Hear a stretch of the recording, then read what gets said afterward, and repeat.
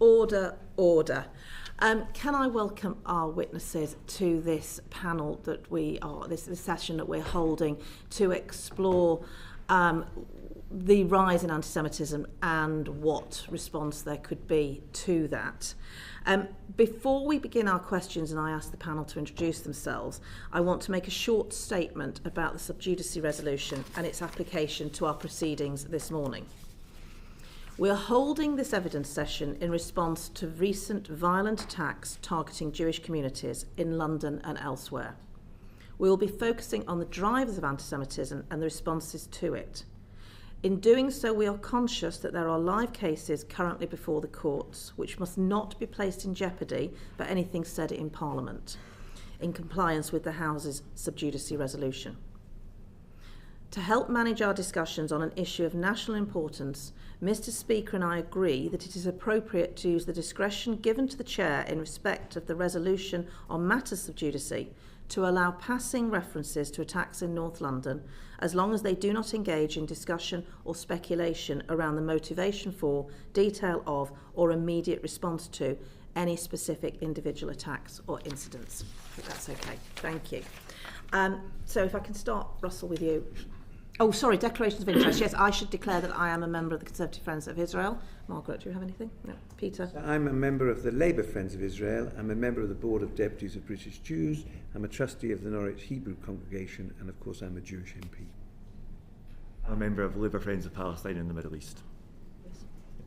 Thank you. Yes, thank you for the reminder. So maybe, Russell, if you could start the introductions. Russell Langer, Director of Public Affairs at the Jewish Leadership Council. I'm Karen Newman. I'm the Vice President of the Board of Deputies of British Jews, which is democratic, cross-communal and representative of the community as a whole.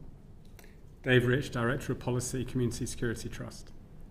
Danny Stone, I'm the Chief Executive of the Antisemitism Policy Trust. We provide the Secretariat to the APPG against anti-Semitism and to Lord Mann as the government's independent advisor on anti-Semitism. Thank you very much. Well, we will now start our questions and we'll start with Peter Prinsley. Good morning, everybody. So I'm the MP for Bury St Edmunds and Stowmarket, although I'm a member of the Norwich Hebrew Congregation. So this is to Dave Rich. Could you describe the scale of the recent increase in anti-Semitism in the UK, please? Good morning, and first of all, thank you for inviting us to address this issue today.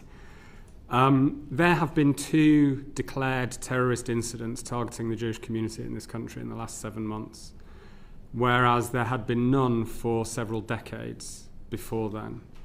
In between those incidents, there have been a series of other arson attacks at Jewish and Jewish-linked locations in North London.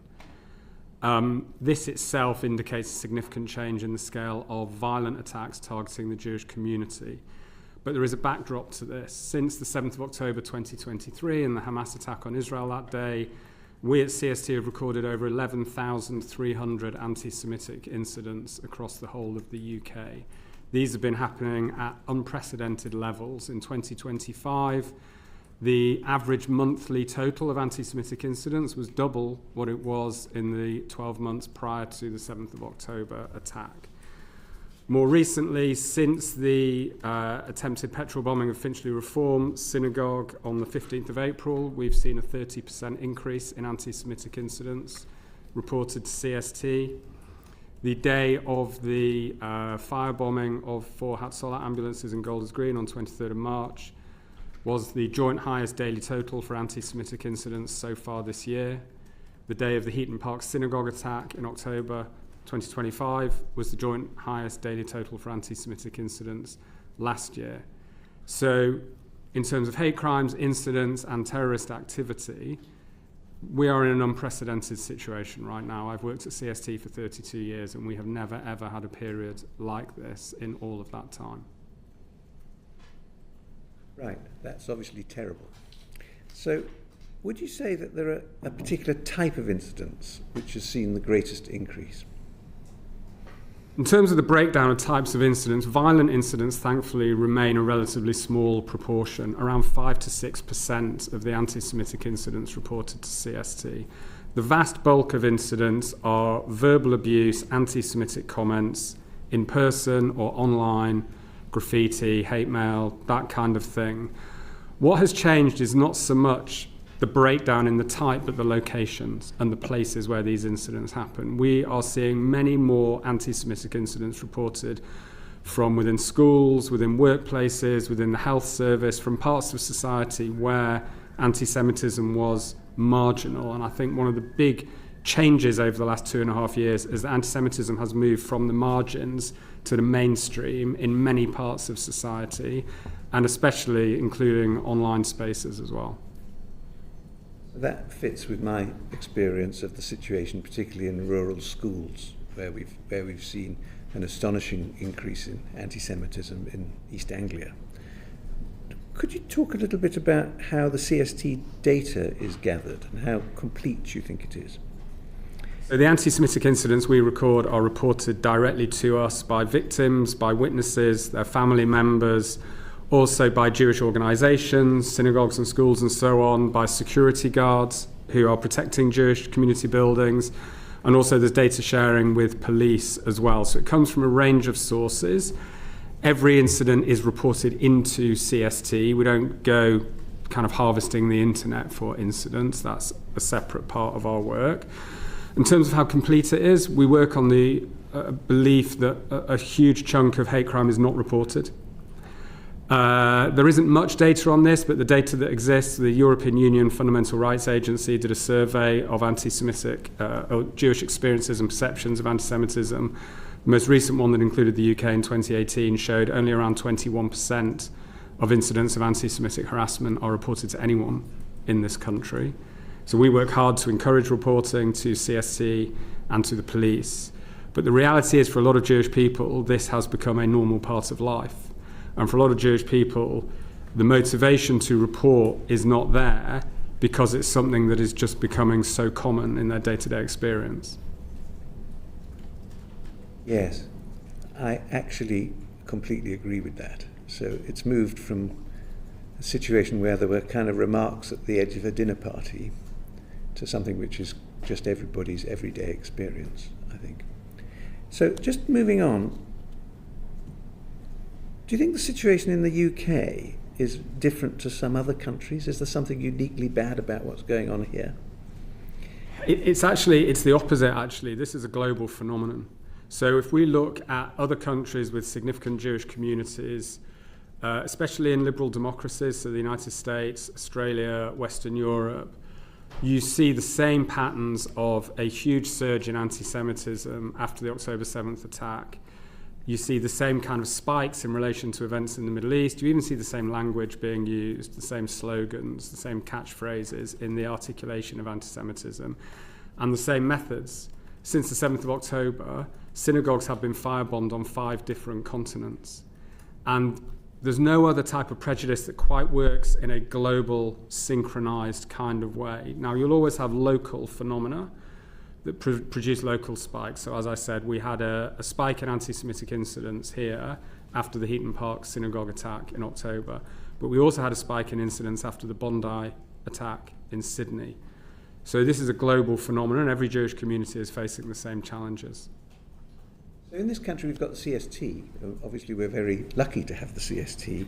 And other countries, do they have something similar? Are there lessons we can learn from other countries about how best to deal with it? Or are other countries really learning from us, would you say?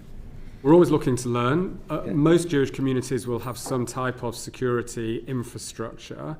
That's the sad reality of the Jewish experience over many decades, is that the terrorist threat is faced by every community everywhere. So similar kind of security exists.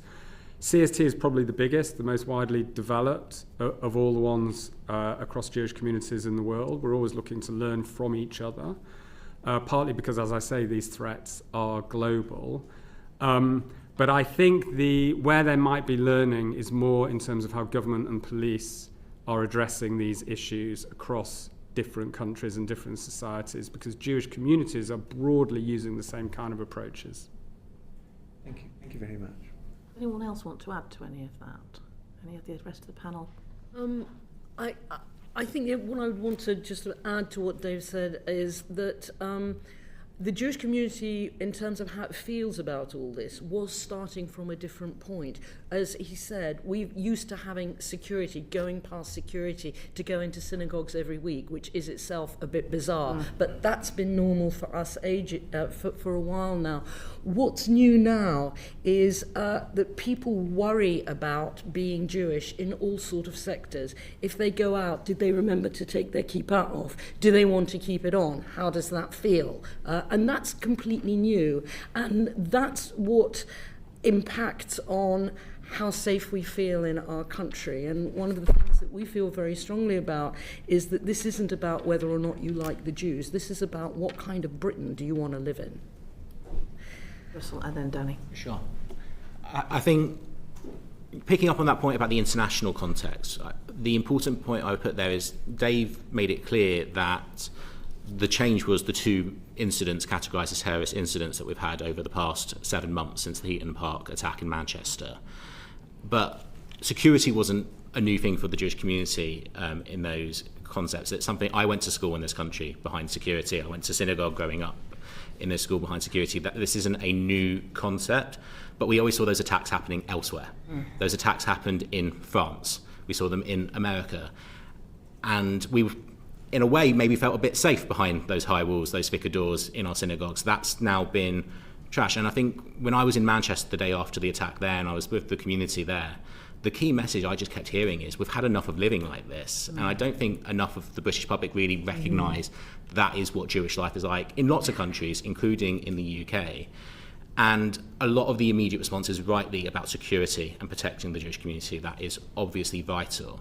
But I think for too long we've focused just on the security. This is a problem we can fix with a fence, and we need to move beyond that.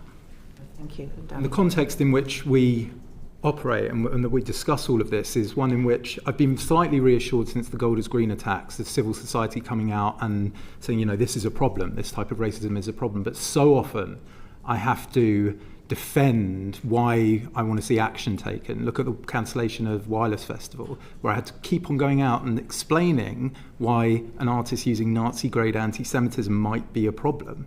There's allegations of a smear constantly. So it's not just that we kind of operate in a space in which this is racism and must be dealt with. It's actually we're having to go further and try and explain why that racism must be dealt with. Thank you. Lewis Atkinson has now got some questions on the impact on your lives, but we do refer in Parliament over and over again to living a full life, and everything you're saying is that this is a full life at best behind a high wall, and that's not acceptable. But Lewis.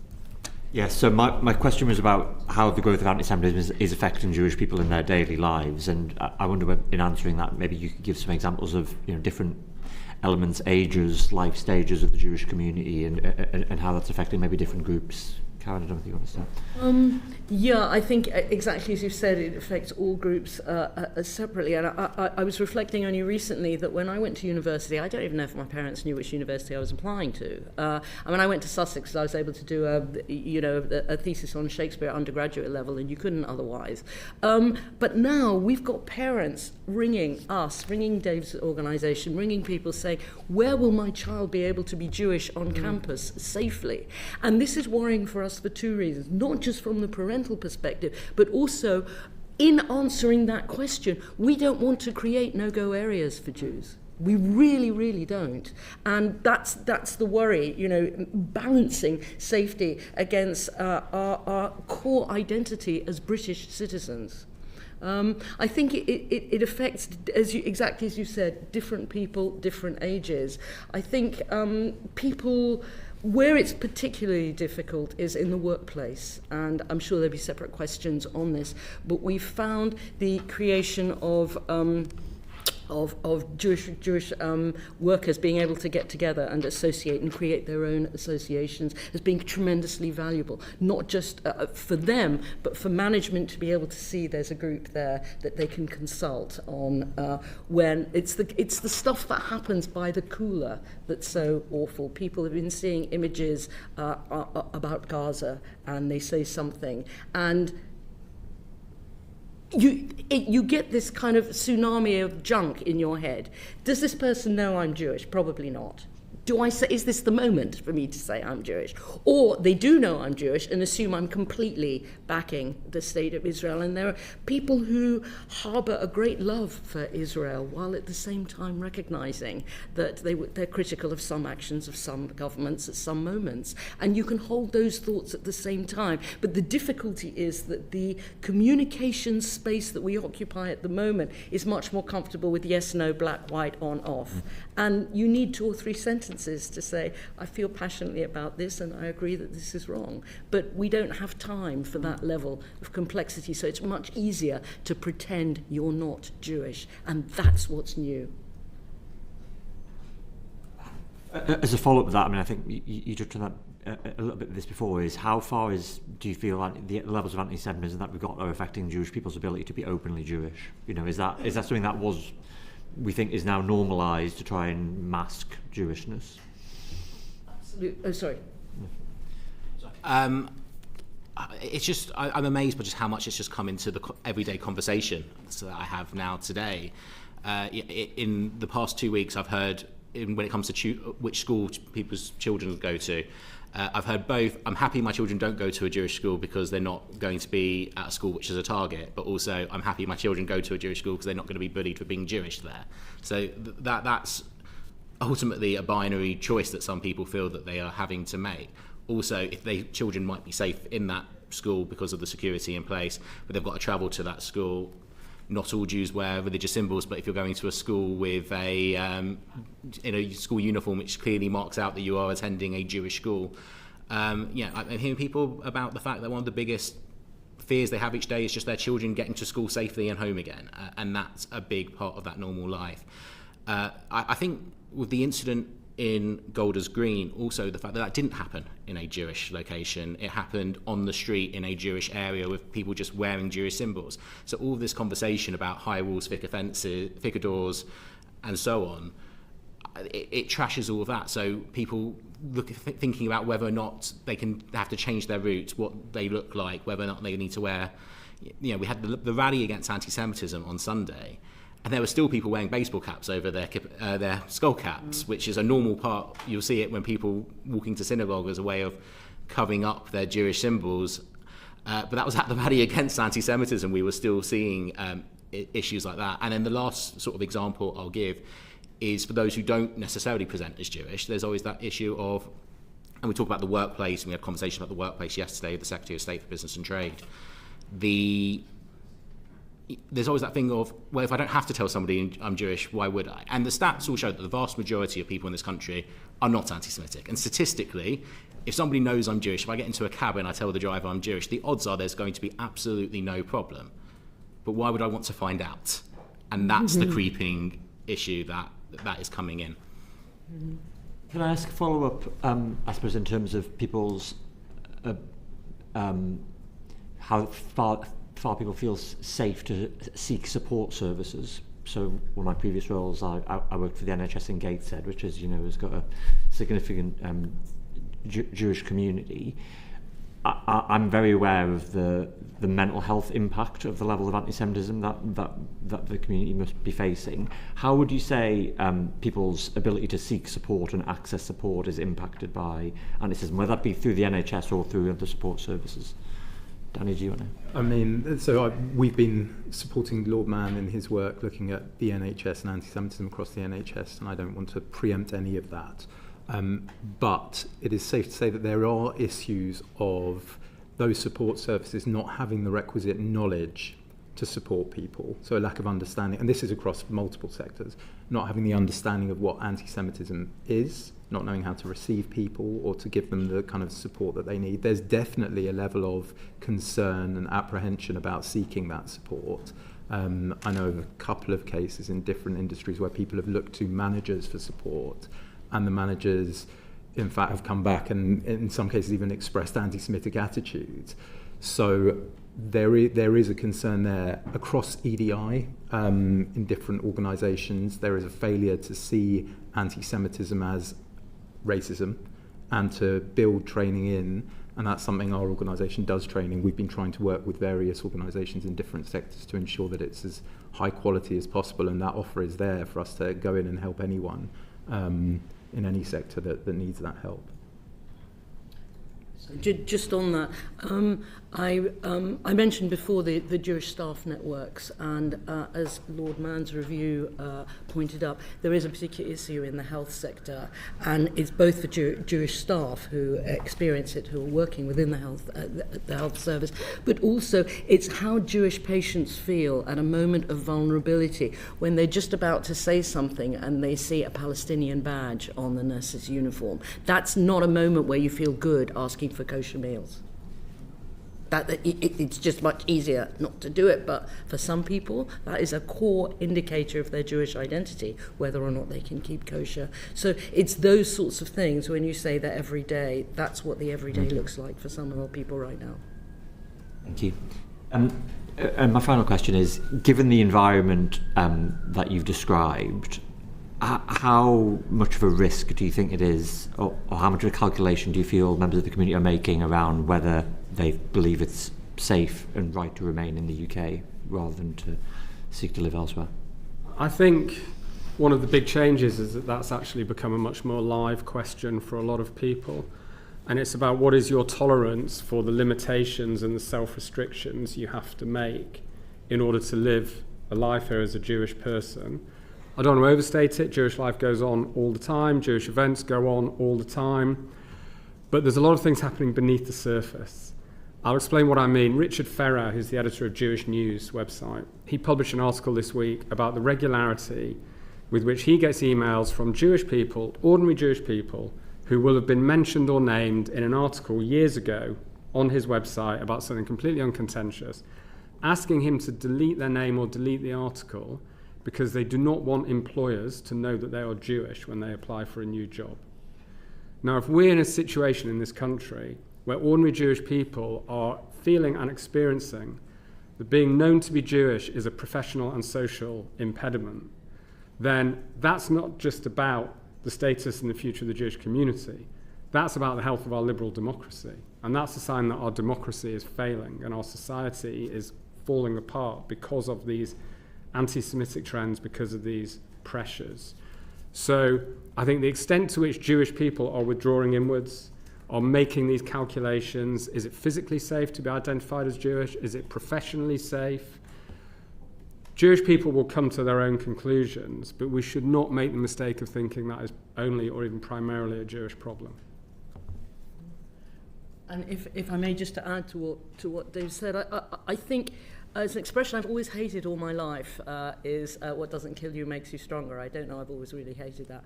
But I've really seen that over the past couple of months, that while this is a really live issue, am I safe here? There's also a sense that these people are clearly trying to drive us out, clearly trying to make us feel unsafe. And we're British. I'd love to be able to tell you that my intellectual hinterland is in the 5 books of Moses and the Talmud, but my hinterland is Shakespeare and Oscar Wilde. And so the drive to drive us out, there's a very strong desire to feel safe enough to say no. We're going to look at the drives of anti-Semitism with Chris Murray, but I think you've got a follow-up question. Yeah, first. if I could just ask one follow-up question on that, because it's really powerful what you're saying. I just want to check I'm understanding. So are you saying that in terms of the growth of anti-Semitism that you've come across in the last couple of years, it's both a growth in the spread of it and also in the intensity of it? Or are you saying it's the spread that is a sort of key distinction with previously? I think it's both. It's the both. spread, Mm-hmm. and it's the day-to-day incidents, the comments, the exclusions, the shunning. That's what's having a really big impact on day-to-day Jewish life. Yeah. But then what we've also seen in the last 7 months is what we had largely escaped until then, is the violent anti-Semitism really spilling out. Now, there had been previous terrorist plots that had been stopped by the police. There was a very, very serious plot to carry out a mass casualty attack with automatic rifles in Manchester that was planned to kill hundreds, that came to trial last year. There was Islamic State inspired. So people were already trying. But it's in the last 7 months this has started to really spill out onto our streets now. Thank you. I just wanted to clarify that. Sorry, thank you for coming in. I should have said at the beginning. I want to ask, obviously, anti-Semitism is vile and inexplicable, but I do want to ask you about what the drivers of it you would perceive are. So it's, I think, most particularly to Danny, but open to the whole panel, what do you think are the drivers of anti-Semitism in the UK? Well, anti-Semitism comes from everywhere, right? Anti-Semites are responsible for it, I should say, first and foremost. At present, the online environment, for me, is the largest threat. It is a huge problem, and the way in which we're responding to it is not sufficient. So the focus has been on kind of criminal material, illegal material, which is, okay, that's important, that needs dealing with, but we need to move to a different approach to regulating social media, one like TV, radio, different civil and self-regulation, so that it's Parliament that's holding tech companies to account and is taking the lead, not foreign shareholders or governments. And I think it's a shame that in the King's speech there was no legislation on online safety. There should be regular legislation on this. To give you a sense of the kind of the drivers, we just published a report with the Institute for Strategic Dialogue, this one. And this, we looked at TikTok and at Rumble, and these platforms algorithmically are pushing minors, this is minors, let alone adults, from neutral interest topics to conspiratorial anti-Semitism, Holocaust denial in a very short period of time. And the platform features, like, I don't know, audio snippets, stickers, are helping to embed and spread that anti-Semitism. The measures to kind of capture it, we did another report looking at AI and the classifiers that AI uses, and they cannot find anti-Semitic deepfakes, and that's before we get into regulation of chatbots. Now, governments saying to us, successive governments, this is not a kind of a specific kind of criticism of this government, successive governments, there have been problems, and governments are saying to us, well, don't hang on, kind of push MPs to put individual amendments onto different bills. Then there needs to be, a kind of more wholesome package. Well, I put in a paper to number 10 after the Heaton Park terror attack with a very long list of suggestions of things that could happen. And to the best of my knowledge, none of those have happened.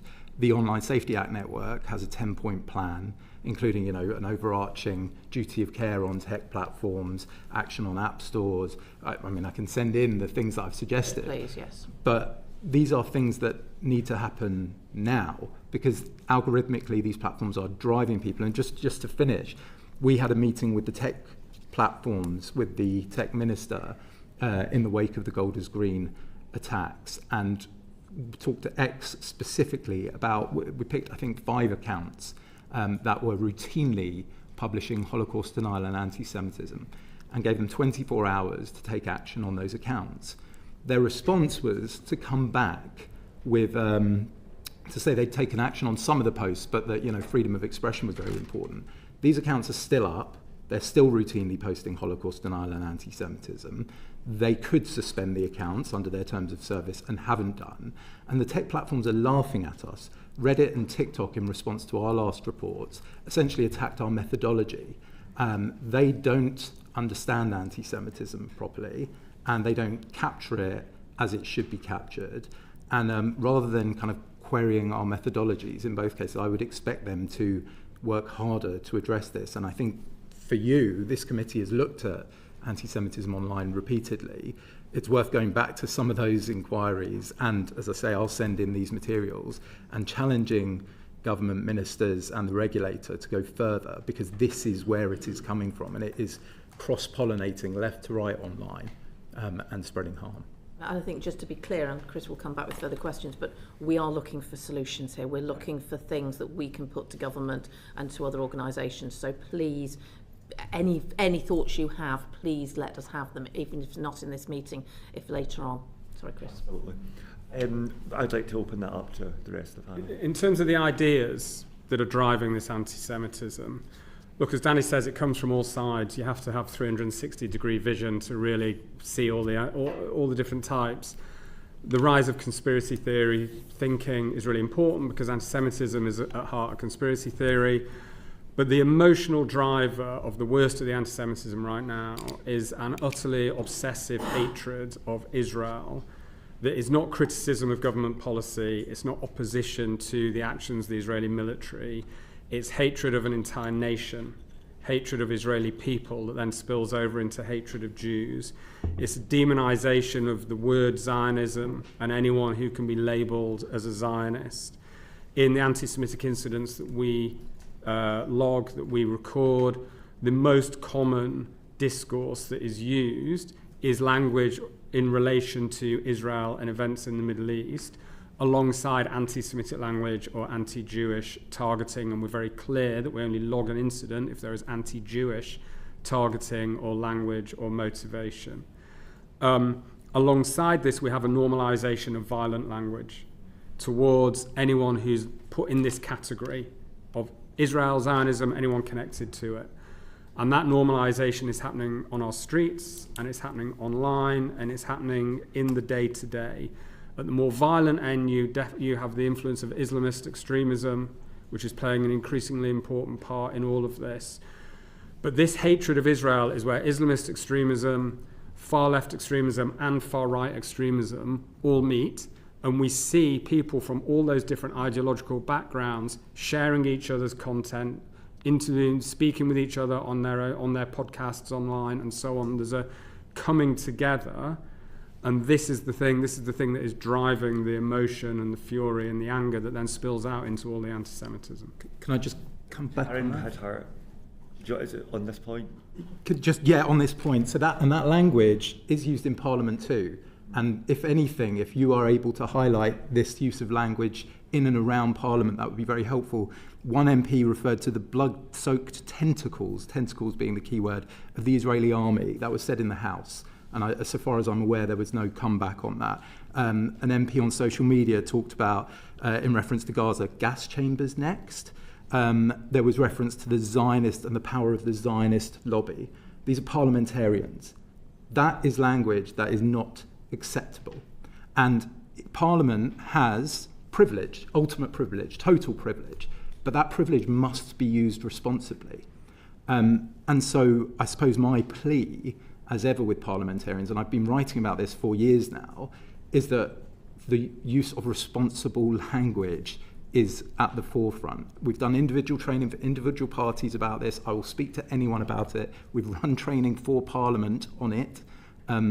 I'm not asking people to be shy in their criticism of Israel. They can be even offensive. But there must be a red line, and at the moment that red line is not being applied. Thank you. And just before I come to other panels, picking up on the point that you made, Dave, about what we hear a lot when we speak to the police and things, is that anti-Semitism is common across far right, far left, and Islamist, and actually non-ideological extremism. And I just wonder if you have any reflections on that, or how if it doesn't manifest differently among those groups, or then. But you had your hand. I was reminded of a lecture that the former Chief Rabbi Jonathan Sachs gave. He talked about anti-Semitism as a virus that mutates. That in the Middle Ages it was about the religious aspect, and we know in the 20th century about the racial aspect, and now it is this demonization and virulent hatred of the state of Israel that Dave and others have described. And it's denying a country's right to exist means that you're very comfortable about driving the Jewish population of that country into the sea. That's what that means. So it's very difficult not to experience that as a direct threat.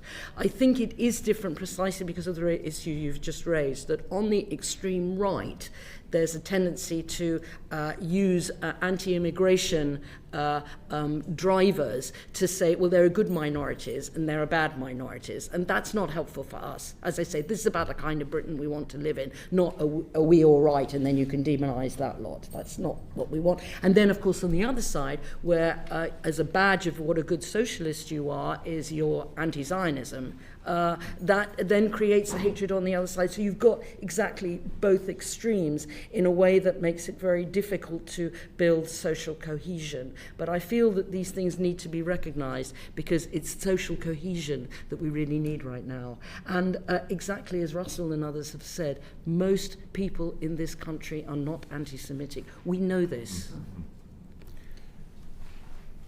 To answer your question, anti-Semitism is the common factor throughout all forms of extremism, and I know the committee's looked at new forms of extremism, but where we're looking at, I hesitate to use the word traditional, but the more commonly known existing forms of extremism, Islamism, far left, far right, newer incel-based, and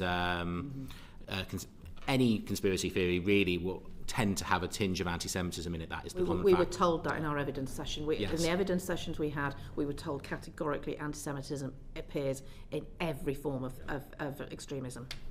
Yes, and I think that's sort of why I'd come back to the counter-extremism strategy that we have as a country is important, and I think we have been behind on that as a country. That's taken a bit too long to go. I think the Protecting What Matters paper, which came out about a month or so ago, maybe 2 months ago, is a really good place and a good start on that, and has some really important measures in it on countering extremism across those ideologies, and importantly names those ideologies. And those ideologies are also named, I think, on the in the paperwork on the King's speech yesterday around the National Security Bill as well. And it is really important because ultimately I think a lot of the time we are too afraid to name some of those ideologies as a country. The Prime Minister, the Home Secretary, the police have been very vocal in naming Islamism. I believe the committee has as well.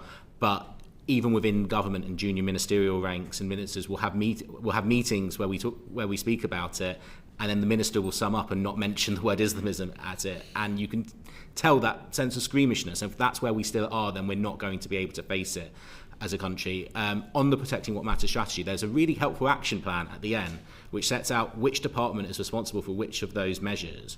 The bit that's missing is a timeline. There's no timeline for that. There's no deadlines.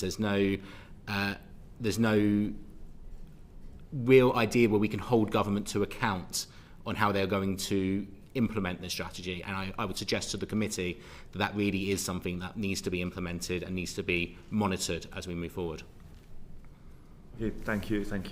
A follow-up question is, we obviously have an incredibly polarised political debate generally at the moment. And I wonder how much do you think that polarisation contributes to anti-Semitism, and how much does that polarisation, that's one set question, then a completely separate question is, there's the polarised debate around events in the Middle East is also very febrile. So how much would you say that polarisation in general is a problem in driving anti-Semitism, and how much is the polarisation of the debate around the issues in Gaza as a driver of it? If that makes sense. It does, and I think it's an absolutely central part of it, because anti-Semitism is part of these bigger trends in society. And polarisation always happens it never happens only in one direction. So as one part of the political spectrum spins off towards more extreme positions, you will get an opposite reaction on the other side.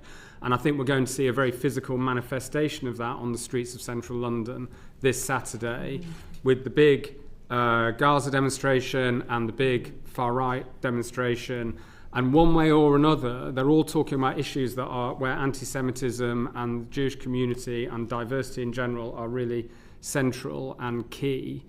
And they have one area of common ground, different extremists, which is the anti-Semitism at the heart of it.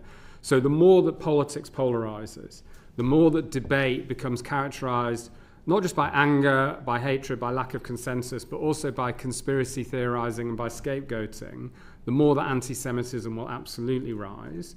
And when that is specifically on the issue of debates and differences over Israel, Palestine, the war in the Middle East, etc., obviously that is the key focus. But what we see time and time again is debates over, differences of opinion over what's happening in the Middle East very quickly become transformed into suspicion and targeting and harassment of people here on these streets. And we have found ourselves as a society, I think, to be quite bad at keeping that boundary between having our discussions about events in a conflict thousands of miles away and managing successfully the impact of how people feel about that conflict on communities here in this country. And so far, we've failed to manage that impact. There was a principle. No, oh, sorry, Chair. Thank you. For me, I think you've touched on something really, really critical, because there is an issue around how important it is to develop the skill of critical thinking, and that's a lot of on the one hand and on the other. Yeah. But I think a lot of this extremism is driving an identity politics way of thinking, whereby it's black, white, good, bad, yes, no, on, off. And I think that's where things are particularly difficult. So as I was saying before, a lot of Jewish people who feel very strongly that the state of Israel must exist, but at the same time recognize that, of course, criticism of any action of any particular government is completely legitimate, has a nuanced space of thinking that simply doesn't exist in this polarized world. So actually having the discussion to where we need to get to anything sustainable, whether it's social cohesion, peace on our streets, or anything in the Middle East, it's finding the space to have a discussion when the thinking is tending towards polarization that is itself very dangerous. And that's a really important point. I wonder because there's a lot of people in the country who are not anti-Semitic, but who deplore what is happening in the actions of Israel.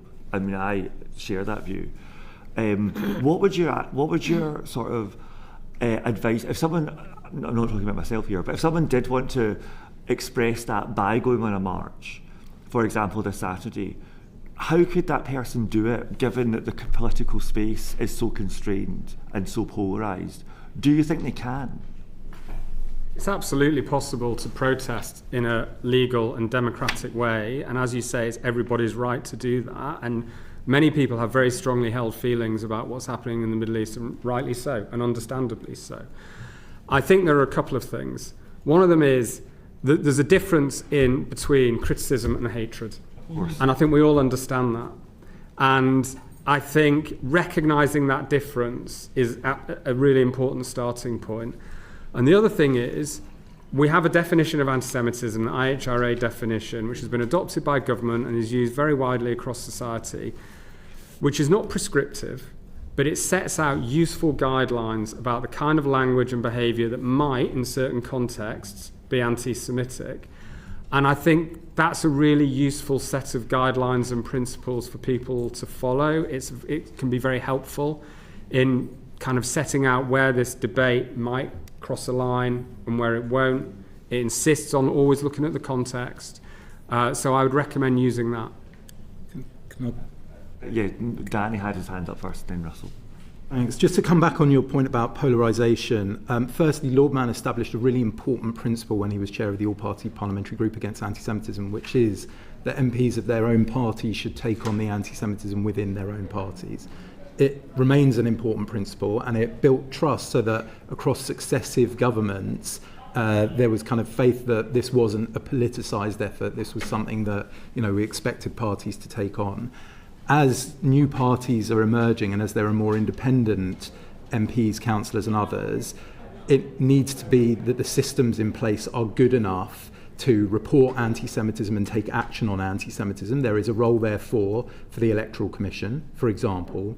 And just to give you one case study that I have recently, which has been a poor experience. In June 2024, I put a complaint into the Green Party after I raised concerns about allegations of a smear and was sent a Free Palestine GIF in response. It took 6 months to get a reply, and I was told because I was not a member of the party, this complaint could not be taken forward. I put in a subject access request and was told there were as many as 5,000 documents with my name on. It then went completely silent. So in May 2025, I complained to the Information Commissioner's Office. In December 2025, it took that long, I was told that the party had probably breached its or failed its obligations and it had been instructed to respond. This week, I was told I may or I should receive something by the end of the week. So it's taken 2 years and I've had nothing. That isn't good enough. So political parties, I don't care which political party, they need to be set up to register these complaints, deal with them, as I say, for their own party's sake, so that this doesn't become a big political issue, but that they are all set up, each political party, to take on the problems within their own party. I just want to pick up on the question you asked about protests, and I think the way you phrased it is really important, because we have to be clear for people with all sorts of opinions on what is happening in the Middle East, that there is a difference between criticising the actions of a government and hatred. And unfortunately, when it comes to the protests, and this is not reflective of everybody who goes on those protests, but we have countless examples of where that has not been the case. And we can go back to the very first one that happened after October 7th, where police got the notification of that procession was going to happen at 12:50 p.m. on October 7th, 2023.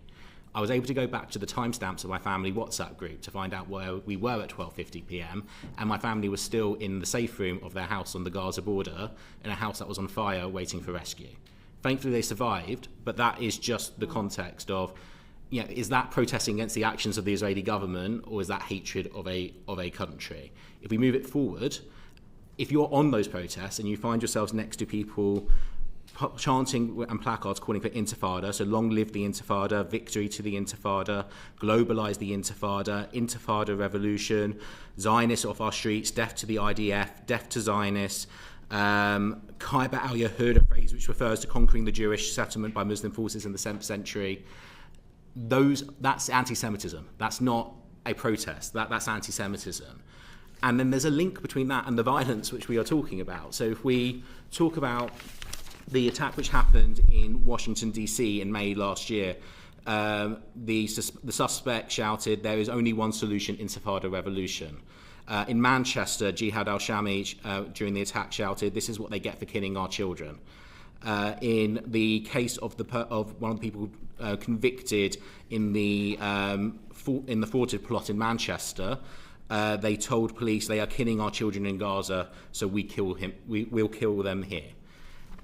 People on those protests have a responsibility to call that out. The organisers of those protests have a responsibility to call that out. And we haven't seen it. It's been 2.5 years and we haven't seen that. And it lets those people who hold those views down, if those are the people that they're unfortunately going to be associated with, because it's happening.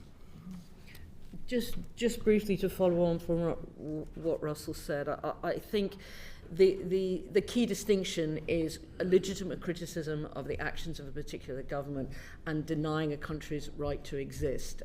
When we saw in the last century what happened when that country didn't exist, and one of the things that is quite worrying for us is that, certainly in my community, we lost 2 Holocaust survivors this year, and it's quite difficult to although obviously there are issues about, if all the people know about Jews is the Holocaust, that's not really the world we want to live in either. But this hatred is part of this picture. But I think for me the main issue is that in certain situations an attack on Israel's right to exist is deeply anti-Semitic, and that needs to be called out. So it's more asking people to ask whether they're comfortable marching alongside anti-Semites. Because they will be in a lot of these incidents, and it comes back to the kind of Britain we want to live in. I mean, I was quite confused last week in the local elections about how importing the Gaza conflicts into the streets of Haringey would get you better libraries, get you better social services, deal with your housing. I think we need to be much stronger on what importing foreign conflict means for the streets in our country. Okay, thank you for those answers. We've talked about how politics and the political debate affects and drives anti-Semitism. I'd like to now look at other drivers. Obviously, anti-Semitism can be found in all types of communities, as we've just been exploring. It is universal to ideology and political plays on the political spectrum. But I wonder, how significant an issue do you think it is the level of anti-Semitism in Muslim communities? And what impact does that have overall in the UK? There is opinion polling on this. There have been several opinion polls both in this country and in other countries in Western Europe that consistently show that hostility towards Jewish people and belief in anti-Semitic stereotypes is significantly higher within Muslim communities compared to the wider population. In this country, roughly 2 to 4 times as common. Now, obviously, that is not the whole Muslim community, and in many cases not a majority. And the other thing to remember is, because of the relative sizes of the community, most people with anti-Semitic views in this country are not Muslims, right? But it's definitely more prevalent, more common, and more normalised within Muslim communities than in wider society. And that is reflected in some of the anti-Semitic incident data. It's reflected in the more violent end of the attacks that are recorded, which broadly speaking mostly come from Islamist extremists, not exclusively, but mostly. And it's also, when we look within the protests, for example, and the protests are kind of quite diverse movements, and you get all sorts of different people going, the more extreme elements within those protests tend to be from an Islamist extremist kind of perspective, ideologically, in terms of the language used, the slogans, the iconography, and so on. So it's a really, really important part of the picture of anti-Semitism today. Okay, thank you. Just before I open it up, would you? Are there any groups that are comparable to that, or are you able to disaggregate within the Muslim sort of population? For example, it could be anything. Is it in London versus Scotland, or from type of Islam or level of generational integration? Or are there any sort of other indicators you would disaggregate? And I'll open up to the wider panel. So anti-Semitism is more common amongst younger Muslims, but it's also more common amongst younger people of any background, which is a deeper problem in this country, whereas younger people are less racist in almost every other way, more likely to believe anti-Semitic ideas about Jews. So one of the biggest polls done on this was about 8-9 years ago now, so it might be a little bit out of date, but it found that British Muslims anti-Semitic attitudes were as common amongst British Muslims as they were amongst people who self-described as very right-wing politically. So that's your sort of comparable group, and that's quite a disturbing finding. Would anyone else like to comment on? Just very briefly, I know from the work that we do in the board that there is huge diversity within our community. So I would just say that it's really important that while it is critically important to name Muslim extremism, because if we don't name it, we can't identify some of the ways to address it. It must be done within a context that does not demonize the community, because when you do that, you drive people within the community towards extremism. Also, the context in which I referenced before in terms of anti-Semitism, so too there is a context for the Muslim community, in that the Muslim Brotherhood, which has been discussed here in policy circles for some time now, seeks to influence that community. And there are different ways in which it seeks to do it, either kind of directly through so-called Trojan horses. And I'll send the committee our briefing on this with recommendations of what we think could be done. But certainly in other countries, the organisation is prescribed, and it may be that elements of it could be prescribed. But there is definitely some thinking that needs to be going on about the operations of that group and how it is influencing events in the UK. Thank you. And I want to now turn to another driver of anti-Semitism, and what's your view on the influence of foreign states fomenting anti-Semitism in the UK? It's definitely a presence, and without discussing recent cases, it appears to be a factor. But even without that, the single most anti-Semitic media in this country is a show called Palestine Declassified on Press TV, which is an Iranian state broadcaster, that is fronted by Chris Williamson, a former MP, and David Miller, a former professor of sociology at Bristol University. It is like watching an edition of the Protocols of the Elders of Zion every single week, but they name ordinary Jewish people, schools, charities, synagogues, hundreds, even thousands of institutions over the course of the last few years. It's viciously anti-Semitic. And this is hosted on Iranian state broadcaster, which lost its Ofcom license several years ago, but which is still produced in the UK by British registered companies. And those companies are still allowed to continue. And I think this has just been allowed to grow. It's had a very detrimental impact on, and a radicalizing impact on the anti-Israel movement. So one of the key themes that's come out of David Miller's discourse and this show is that Zionism is Jewish supremacy, that this Jewish supremacy is trying to control Britain, that British politics is controlled by this Zionist conspiracy.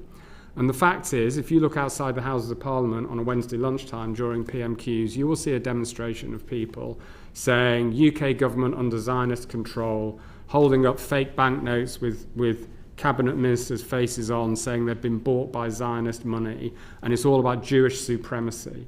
And this is the discourse that has come out of this Iranian state media in English, fronted by British people to a British audience. And it's been doing this for about 4 years now, relatively untouched.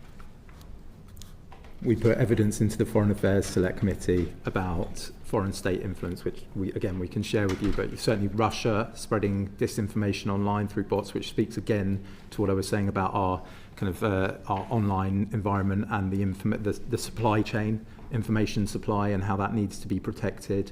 Iran again. So yes, it's a serious concern. I would just also raise the question of, I think it needs to be looked at how effective the foreign influence registration scheme has been in some of these cases. My understanding of it when it was introduced was it was meant to push a lot of these issues into the public realm, give it the light of day so we could see what was happening. But last time of checking, there was no mention of Iran on any of the public entrants on that register. So I do think we need to look as to if the foreign influence registration scheme has been what it was intended to be, now that it's been in place for a little bit of time now. Just to underline what's been said, I think the evidence is now beyond reasonable doubt that external interference is there, and it's something we have to name and recognise in order to address it effectively.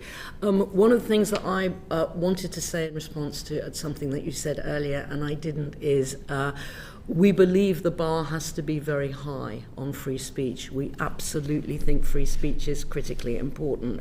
On the first day that I became vice president, the police banned the Al-Quds March because they felt it was not conducive to the public good, and they turned it into a static protest. So what this means for our communities is when you have marchers walking past a synagogue and people either deciding not to go to synagogue in the first place because they don't want to have to run the gauntlet when they leave. So I think those public orders things are really important, but we come from a space of recognising that free speech is really, really important and that the bar should be very high, but that unfortunately the atmosphere we're in, sometimes that bar is reached and then we want the action to be taken. If you're happy for me to follow up on that public order point, because we've already referenced the two marches happening this weekend on Saturday, the Nakba 78 march, as well as the Tommy Robinson march that has been announced. And we wrote to the Commissioner ahead of those marches, particularly around the Nakba 78, because it is using a route which is the same route that the previous National March for Palestine used. And we wrote with evidence of the impact that had on a synagogue, which the march was not going directly past, but the form-up point is very close to the synagogue, and the route of the march essentially surrounds the synagogue, meaning that anybody leaving it, and we have evidence of this from the previous march, would have to, for part of their route home, join the march to get home. And the statement the police put out yesterday on this recognised the impact that these marches have had on the Jewish community. They've said 21 out of the 33 have had conditions imposed on them. because of their proximity to synagogues. They said that they've routinely seen arrests for racially and religiously aggravated public order offences, for stirring up racial hatred and supporting terrorist organisations. It's not normal to see criminality of this nature on this scale at what are billed as a peaceful protest. Now, the issue of that is they said a lot of the good things, and the police do seem to be starting to understand that problem in their public statements.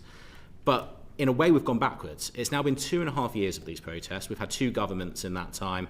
There's been legislation that's gone through as part of the Crime and Policing Act. Yet this Saturday, we're now once again at a point where I have been told that there are people who will not be going to synagogue in this country because of one of these marches. And it's actually got worse in that time, because in the past, we have seen the police impose conditions under Section 12 in order to move the route away from those marches. And that's not happening this weekend, despite the evidence of the impact on a central London synagogue. And we're still here. I know that Home Affairs committees have taken evidence on these issues of protest. This has been an issue. The Home Secretary spoke about this after the Manchester attack around cumulative impact. The police have upped their language and been really strong on it. And the government might point to new legislation that's coming through and will be coming into effect. But under existing legislation, we have seen them use these powers, and they are not using it on Saturday. And I don't quite understand, given everything we've heard over the past few weeks, how we've ended up in that position. Just to go back on my point about the kind of narrative, if you look at, there's an EDM in January 25, one of the first times the police pushed back on the routing of a march past a synagogue, and 50 or so MPs signed an EDM saying, well, actually, we don't think there's anything in this. These concerns are not founded. I'm kind of paraphrasing, are not founded. And they use the some of my best friends are Jewish line, and there are Jews on these marches. Again, I didn't see an EDM saying, oh, we're really concerned about the fact that Jews are having to avoid central London. That was the EDM that went down. So just to point that out. Thank you. Chair, if I may, I last appeared before this committee in December 2023 on exactly this issue of the policing of protests. And in preparation for today, I looked back at the transcripts of those hearings, and there are a couple of things jumped out. One of them was that even by that early stage, it was apparent that the same pattern of the same types of hate crimes and criminal offences were happening on those protests in a repeated way. The other thing, the police, Assistant Commissioner Matt Twist, who gave evidence that day, said that the organisers of the protests had not referred or reported a single person from any protest to the police for committing a criminal offence, and had not helped the police distribute or publicise their advice to protesters about where the law stands on these issues. The 2 people, the protest organisers who also gave evidence that day, Chris Nineham of the Stop the War Coalition and Ben Jamal of the Palestine Solidarity Campaign, have since been convicted in a court earlier this year for breaching public order restrictions in relation to a march in January last year, which the police moved away from one of the main synagogues in central London, and they were so angry about that they broke the public order restrictions in place. So we've known for a long time the organisers of these marches are completely irresponsible and reckless in their refusal to comply with a very basic, reasonable request to balance their absolute real right to protest with the right of Jewish people and other people in London to go about their business, and with the importance of trying to take action to reduce the criminal offending and the hate crimes that take place within those broader protests. And we're still here 2.5 years later with no greater will to cooperate, no greater reasonableness on the part of the march organisers. So I am very surprised that both of these marches are going ahead this weekend, frankly. I think the scale of both routes means the whole of central London will be dominated by the marches and the policing activity around them. I think it will put a huge number of people off going into central London, whether they're Jewish, whether they're Muslim, whether they're any other background. Frankly, I feel very sorry for any tourists who have booked a city break to London this weekend. This is a serious issue. This is about the life of the city, and it's having a really damaging impact. We've got some questions on policing, but Paul Kohler wanted to come in. Actually, yes, you've anticipated one of my later questions, so I'll go to that now. Yeah. Are you arguing for a moratorium on pro-Palestine marches? Under the existing law, the police have the power to convert a to ban a march, but in all likelihood that would then go ahead as a static assembly, which can't be banned under the law as it is. The problem with the marches are firstly the impact that they have. These marches always take place on a Saturday. They always take place around the time that Jews are leaving synagogues, and we have evidence that has led to people not attending synagogues, which, yes, we have the right to protest in this country, but that must also be balanced with the right of people to be able to practice their religion freely. But the police have shown through their actions on the Al-Quds Day rally, and also their actions using Section 12 powers in moving and placing conditions on moving protests, that there are ways that you can use those powers. I think the point when it comes to why we're getting to a place where I do think in the current context, especially with the route that's been announced for this weekend, the police should be using those powers to ban it as a march in the likelihood that it would then go ahead as a static assembly, is the level of criminality we see on these marches, the high likelihood of serious disruption this weekend with the two marches that we are going to see from the National March on Palestine and the Tommy Robinson march that's going to be happening, and how much easier it will be to police those levels of criminality at a static assembly as opposed to a march. Plus, as I've stated, the impact and evidence we have of the synagogue. The last time the Palestine march took place at the synagogue, on this route near the synagogue, we've had the synagogue having to cancel part of their programming.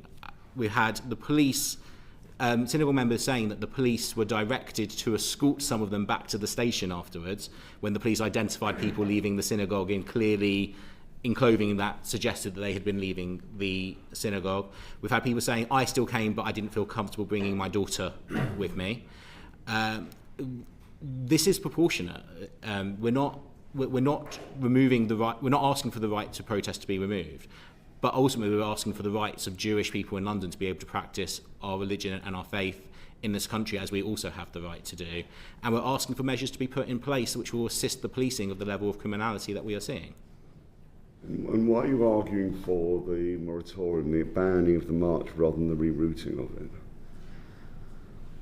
I think that when it comes to the rerouting versus the moratorium, I guess the question is whether or not the rerouting will have the desired impact. I think particularly this week with the two marches, I think it's going to be difficult to reroute it in a way that avoids any of the synagogues. I think there's also the point which is every single time these protests happen, as I said before, they happen on a Saturday, they happen nearby synagogues. Those are choices. If you rerouted them, they wouldn't have to be by the synagogue, would they? Well, first of all, we've seen them. The question about the conditioning is the fact that on a previous occasion where conditions were put in place, the organisers breached those conditions. And they were prosecuted. Well, exactly, but that's evidence that the conditions may not work and may not be sufficient to deal with the issue based on the actions of the organisers. And the conditions could be used to move it, to change the timings and so on. But the point is that no matter when you do this on a Saturday in central London, on the routes that they are choosing, they are going to impact on synagogues. As I said, with the particular case of this weekend with the two marches, I think finding a route that doesn't impact any synagogues will be increasingly difficult. And the fact is, when it is a march and police resources are stretched out further, it will be much harder to deal with and show at the time the criminality in terms of incitement and incitement to hatred and the language that we see on those protests. For the police, that is much easier to police when it is a static assembly. But the logic of that is to ban all pro-Palestine marches on Saturdays in London. Firstly, I think there's a question as to why each time it is always scheduled at 12 o'clock on a Saturday nearby synagogues. Like, those are not always, but as I said, I think in 21 of the 33 cases, the police have said that they have imposed conditions around that. When it has been rerouted, or when synagogues have been in touch with the police to attempt to get it rerouted, there have been incredible pushback from the organisers towards those synagogues. In one case, a march which still went past the synagogue stopped for 8 minutes outside, with the chanting then held by the people still inside as it stopped outside the synagogue. when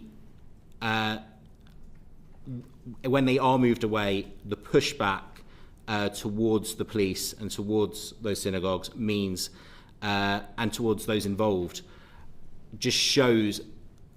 I will turn the question back. Why, for the organisers, has it turned into such an important point that these go past synagogues? Why do they not work with the police to move it away? They've shown a complete disregard for this issue. No, I see that completely, but this is why I'm not clear why you're arguing for a ban rather than a rerouting and that actually being properly policed. And surely it'll be hugely counterproductive if the Jewish community is seen to say banning these marches. And that's what you seem to be saying, and that worries me, because that's surely counterproductive.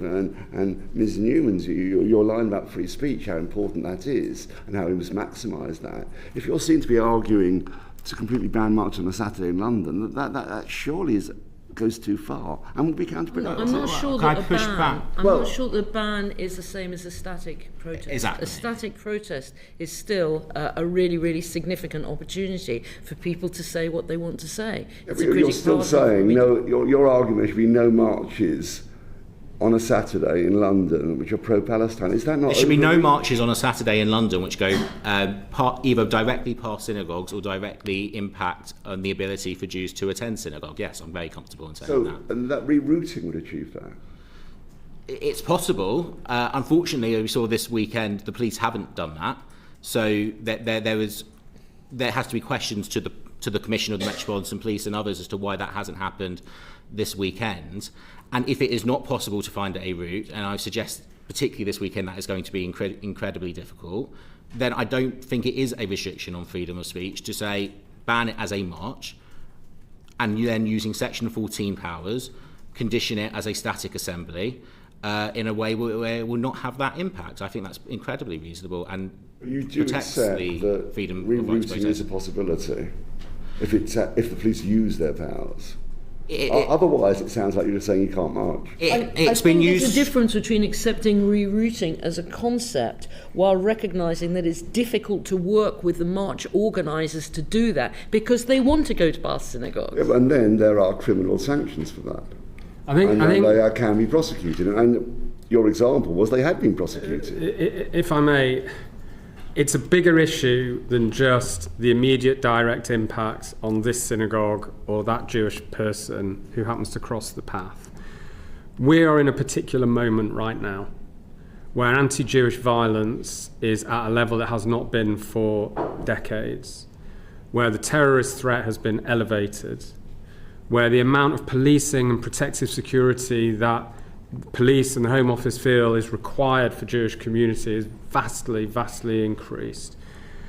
And racist violence, political violence, does not emerge from nowhere, right? It is generated by, it is an expression of a much bigger hinterland of attitudes and ideas in which particular groups become demonized and dehumanized, and violence against them becomes normalized to the point where it's considered possible, and then it becomes possible.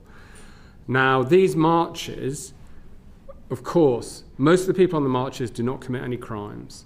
Many of the people on the marches do not have any anti-Semitism or anything. But the marches as a whole have become a permissive environment in which anti-Semitism and extremist incitement are normalised. We have seen people chanting death to the IDF from the stage at these marches. We have seen people calling for resistance by any means necessary in huge banners on these marches. So in the current situation, I think it is reasonable that the balance between the rights of demonstrators to have their freedom of assembly and freedom of speech and the rights of Jewish people to expect that protection from the state, I think that balance shifts a bit. That doesn't mean it shifts permanently. Right? But I think right now, in the moment we're in, it is not unreasonable as a way of just trying to dial down the temperature that these marches don't carry on as they were before for now. And why do you think that rerouting, the organisers will ignore that banning the march, the organisers won't ignore that? Why do you think the legal sanctions work with regard to making it static, but not with rerouting? Because,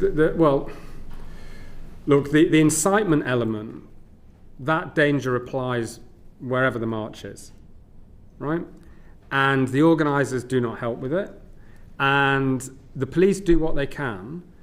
Once a march is taking place, it is very difficult for them to go in and arrest people who are committing offences in that marches. If you've ever seen videos, footage of them trying to do it, it will take 20, 25 officers to arrest one person. Why? Because it takes 4 or 5 of them to arrest the individual, and the rest have to do crowd control, because as soon as they try and arrest someone for committing a racist offence, huge crowds will gather round and try and save that person and stop the arrest. Rather than fellow marchers telling the people committing the offence, we don't want you here, go away, which never really happens as far as we can tell. So that is always in play. Now, yes, that will be in play whether it's a static assembly or a march, but I think the impact will be reduced. And I think the message it sends that these are events where extremist incitement happens, where it's normalised, that the organisers are at best complacent and reckless over that, and at worst complicit, and therefore it requires treating in a different way from all the other marches that go around the city all the time. I think that's an important message. We need to move on, if that's all right. Do go very quickly. I want to go on to interfaith work, actually. I just wanted to ask a question about interfaith work. The member for Bradford West yesterday, in her humble address, gave a wonderful example of the Muslim and Jewish community working together in Bradford, where the Muslim community had paid for the re-roofing of a synagogue. So we know that work exists.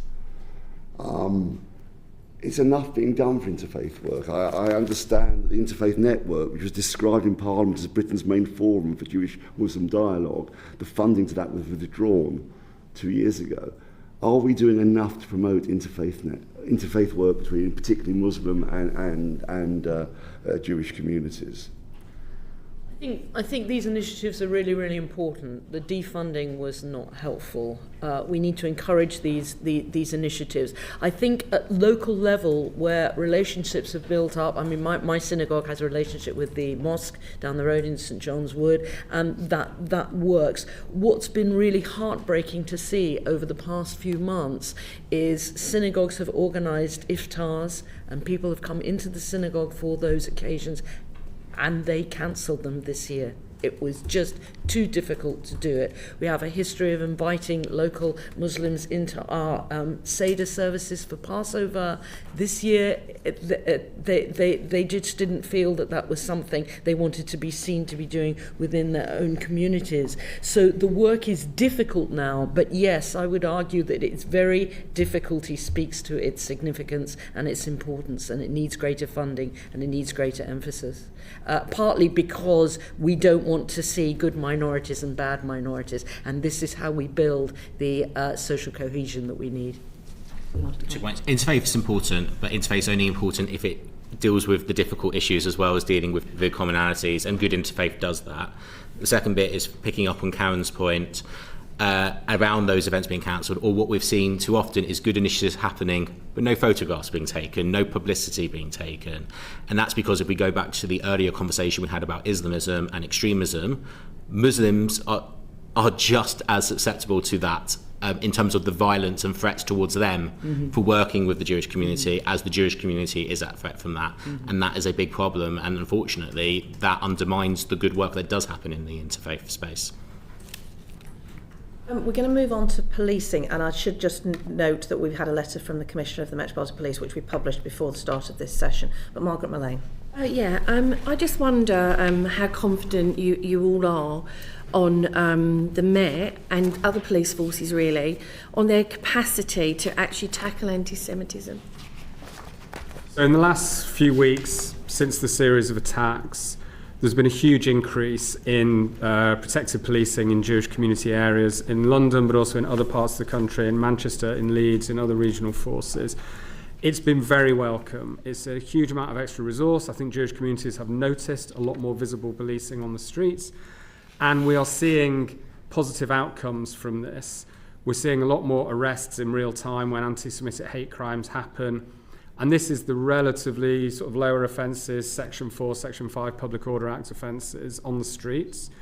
We're seeing rapid, immediate arrests, And also the CPS are processing these cases through the court very, very quickly. So there was one last week of someone abusing Jewish people on the streets in Stamford Hill in northeast London, and the offence took place at 9 p.m. on a Thursday night, and by Saturday afternoon the offenders have been charged and convicted in court. It's fantastic, it's what we want to see, but you put your finger on the issue, which is how sustainable is this? Because ideally this would be sustainable in the long term, and there is a fair argument to make that, you know, had this been done 2.5 years ago when the initial surge in anti-Semitism happened, we could have ended up on a different path. Who knows? It's a hypothetical. So I think I think the government does need to look at what is the long-term resourcing for this kind of thing, because obviously extra officers in one area means fewer officers in another area, and ideally I think if this extra resourcing could be committed long-term, you could start to see a real rollback of the amount of anti-Semitism. You'd have much greater deterrence for offenders. You'd start to rebuild that Jewish community, trust and confidence in the police and in the CPS that the system actually works to protect them. Everyone agree? So I just want to underline how much we value the CPS, the site that they're accelerating the amount of time between charge and prosecution. I also want to put on record the community's gratitude for the visible police support that we had in the immediate aftermath of some of the recent attacks over the past few months. I think the police have the resources that have been made available to them. It has been wonderful that that's happened, and I think they are doing a tremendous job. What I worry about is the 23-year-old police officer who has to make a split-second decision about from the river to the sea, and I wonder whether we're following through with the training that's necessary for that policing to be carried out effectively. And can I ask, have you raised that with the police on the training? Because you make a good point. My local police team went and did some work where something terrible had happened as well, and you wonder, are they trained? Is it the right response? I mean that in a positive way. It's probably best one. No, I mean, we talked to West Midlands Police about doing some training. We didn't end up doing it, but I do have some concerns. We've begun to feed into the College of Policing on their training, but I don't know whether that's been quality assessed or not. CST certainly do training for police, and I'll let Dave follow up. I just had the general point. My only concerns are, one, about joined-upness in general, so whether individual police forces, and this counts as much for, let's say, elections and special points of contact and what have you, whether there is kind of shared knowledge across police forces and CPS areas as well, whether they're joined up, because I know that hasn't been the case in the past. And one for your committee, that there's been this recent change in respect of non-crime hate incidents. I'm on the record as saying I fundamentally disagreed with the way in which those are going to change. I thought they did need to change and that they should be intelligence reports, but I'm concerned about how they will change, and your committee should scrutinise the impact of that change. And to place on record my thanks to Paul Gianassi, who did so much work in that area to make them work. But that is something I think you will want to have an eye on, because they have a specific impact in respect of anti-Semitism, where it is and how police forces can get in and be kind of do preventative work as well, and look to other organisations to do preventative work. So yeah, I would keep an eye on that. If I just Yes. the sustainability of the raise in policing is the big point here. Mm-hmm. Short-term surges happen after attack, but how much does that continue? And in the case of the Met, we know there's been 100 police officers assigned for this work. The Commissioner originally asked for 300, and I know there are ongoing conversations around that. And also, if I just talk about the community impact side of it, because there is both a reassurance in seeing police, but it's also it's also a reminder of the threat when you see the state giving those resources. I went to a friend's wedding a few weeks ago, and the synagogue was one of the ones named as one of the list of targets to do with the people arrested on allegations of spying on behalf of Iran. And as I left that wedding, there were armed police outside. my friend's wedding. Not a celebrity, just a Jewish, normal, everyday life cycle event. And that's reassuring that the state sees that threat, but also terrifying. And the point I'll just make in terms of that training and knowledge factor is that reassurance of seeing a policeman in a high-vis is there, but also as someone who volunteers and does security outside synagogues, it's also really important that they know why they're there. That they have that understanding of they've not just been asked to stand outside this building with not really having an understanding as to why they need to stand outside a place of worship, but it's really important that they have an understanding of actually there is a reason why this resource there. And lastly, if I can just make the point I said at the beginning around the need to move from protection to the other things, I think this is bad value for money from the state. We're spending a fortune with police and security, the protective security grant that CSD administer. That is taxpayers' money. It's our money that's going into protecting the Jewish community. And that's not fixing the problem, that's treating the symptom of the problem. And we need to fix those problems in order to really get a handle on that. Could I ask Dave Rich if you think the 10 million additional funding, as you've been able to effectively use that, and is it enough? It was very helpful and very much appreciated. This was in addition to the £18 million a year in the Jewish Community Protective Security Grant that was given after the Heaton Park synagogue attack, and that had to be spent or allocated before the end of the financial year, which it all was. So it's been very helpful in terms of immediate boosting of security guarding, and also the need to improve security in other ways and other measures. We were also very pleased that that's now going to be repeated in the next financial year. So the grant now stands at £28 million a year. We do appreciate it. It's a lot of money. Is it enough? The honest answer is no. It provides for a contribution towards security costs at around between 500 and 550 Jewish community sites and buildings around the country, but it's not enough to cover every guarding hour that is required at every synagogue. Now, we are we're very careful to ensure that the money is spent as efficiently as possible, that it is done according to need, that the guarding is of sufficient quality. We have, regular daily engagement with the Home Office, who are fantastic in the management of the grant and extremely helpful. I have to say that really, really makes a huge difference. But ultimately, there are a lot of synagogues and schools and other Jewish buildings around the country where the members or the parents have to top up the security costs themselves, because the amount of money from government, as large as it is, it can't cover everything. Okay, and I suppose this is a difficult question, but what conditions do you see that this level of security going down, being reduced? I'm assuming world peace is not in the gift of the committee. Not got there yet. Look, I think there's two things here. I think we would need to see a sustained fall in the number of hate crimes, the number of incidents, the terrorist threat level, the amount of extremist incitement, and that is going to require the kind of sustained policing, prosecution, and counter-extremism work and social cohesion work that we've been discussing.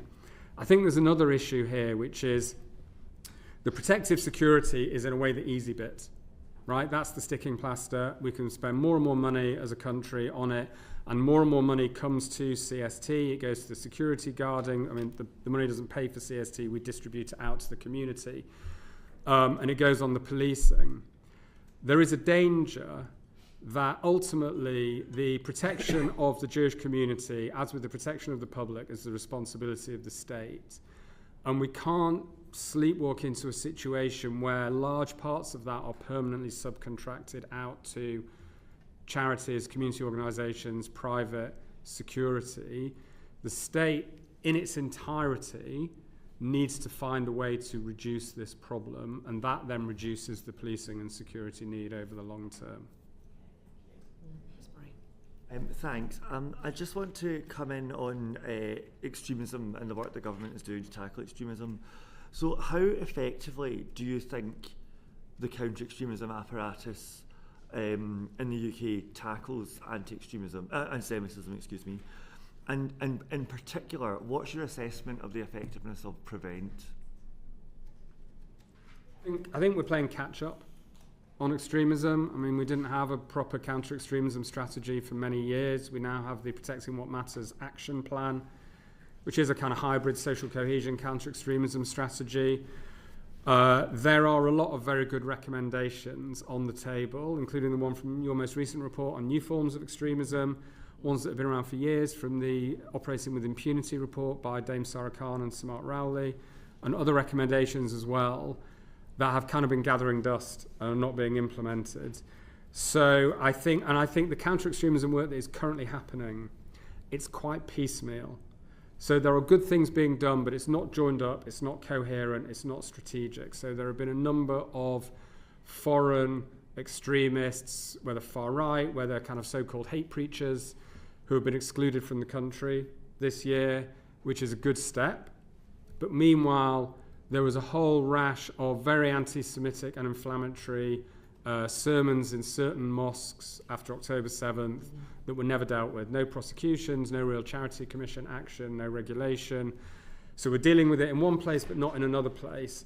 I think we need an overarching strategy with a central home in a central point in government that has the resourcing and the staffing and the authority to bring all the levers of the state into play, whether that is government departments, whether it's policing, whether it's Prevent, or whether it's other areas, Arts Council funding, charity commission, etc., where the state can play a role. Now on Prevent, look, it's very hard to measure impact because so many of the successful cases, by definition, are never publicised. I think specifically in relation to anti-Semitism, we do have a concern that there is a lack of understanding of anti-Semitism amongst some intervention providers, and there's been a difficulty in rolling out that training, as I understand it, within Prevent. So, despite the fact that the Shawcross review found that anti-Semitism appeared in every type of Prevent case, basically. So I think within Prevent, there's definitely work to be done specifically on spreading that understanding of anti-Semitism. Just obviously Dave has the data, but just to add to what he said, I want to underline issues around consistency across government departments, and also consistency in policing across Britain. One of the things I wanted to say, we've had great things in London and Manchester, but for some Jewish people who live in more rural communities or communities outside that, we're not seeing that consistency and that level of awareness. It's a problem. I also wanted to thank this committee for what you did for the West Midlands policing. That was a really important report, and your findings were really significant. I think with regard to Prevent, it's a lot of what we said before. It's having the courage to name extremism, where it's come from, sermons that are out of order, while at the same time not demonising the Muslim community. So, I mean, we've been speaking about anti-Semitism for a while now, and when I was at the Downing Street Summit last week, I think it sort of hit me. We're here speaking about everything from schoolyard bullying to hostile state actors. Yeah. That is the scale of what we are talking about here. And when you look through the action plan on the Protecting What Matters document, it makes it clear how much this is across Whitehall, across society. Home Office obviously has a large part of that. But DCMS, the fund, I think really that cross-government, cross-society part, it is no good paying for security guards and policing outside a synagogue if at the same time we are giving funding to artists or festivals propagating anti-Semitic hate. And that's what's been happening, and that is why, or charities which have had issues and have not adequately been dealt with because the Charity Commission either haven't been able to deal with it or do not have enough powers to deal with it. These are the issues, and I would bring it back. There's lots of really good measures in that Protecting What Matters paper, but the government now needs to get on and do them, and I would really press for some deadlines and timelines to be set out on that.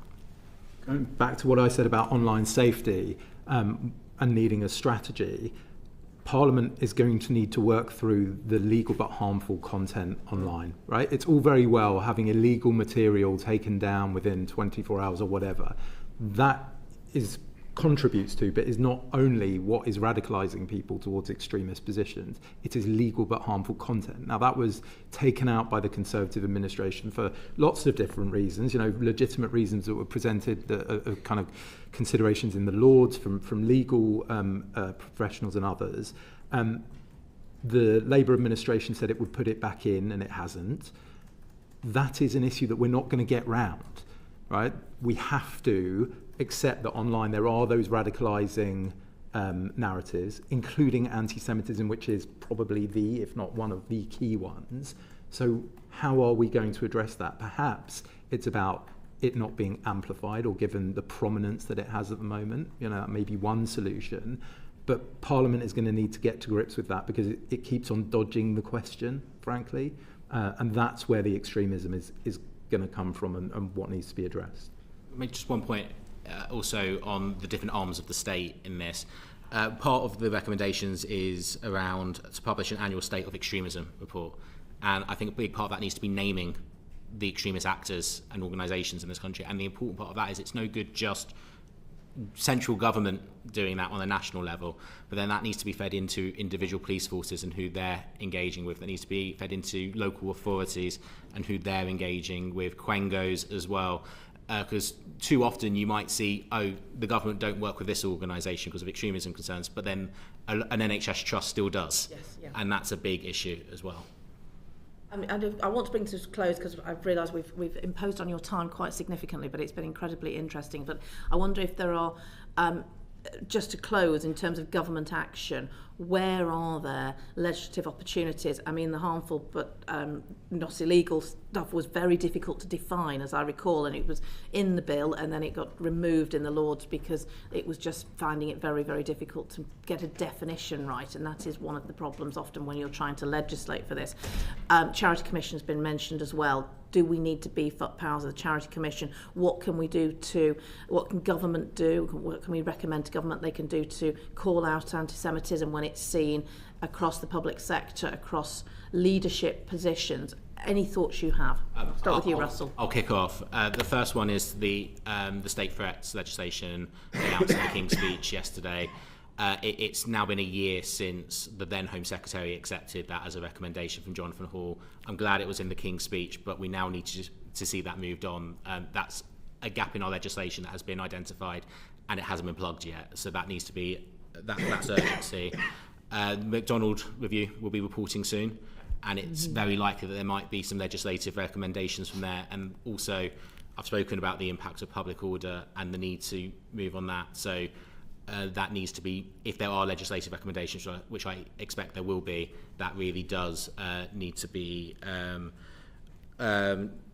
pushed through. And then the charity one as well, which I didn't see in the King's speech. I don't know if that's because they believe they can do it through secondary legislation, but either way, those powers to the Charity Commission to be able to shut down charities with these issues, which they don't currently have, and to be able to bar trustees where that's needed, that really needs to, those changes to the law need to happen either through primary or secondary, depending on what's needed.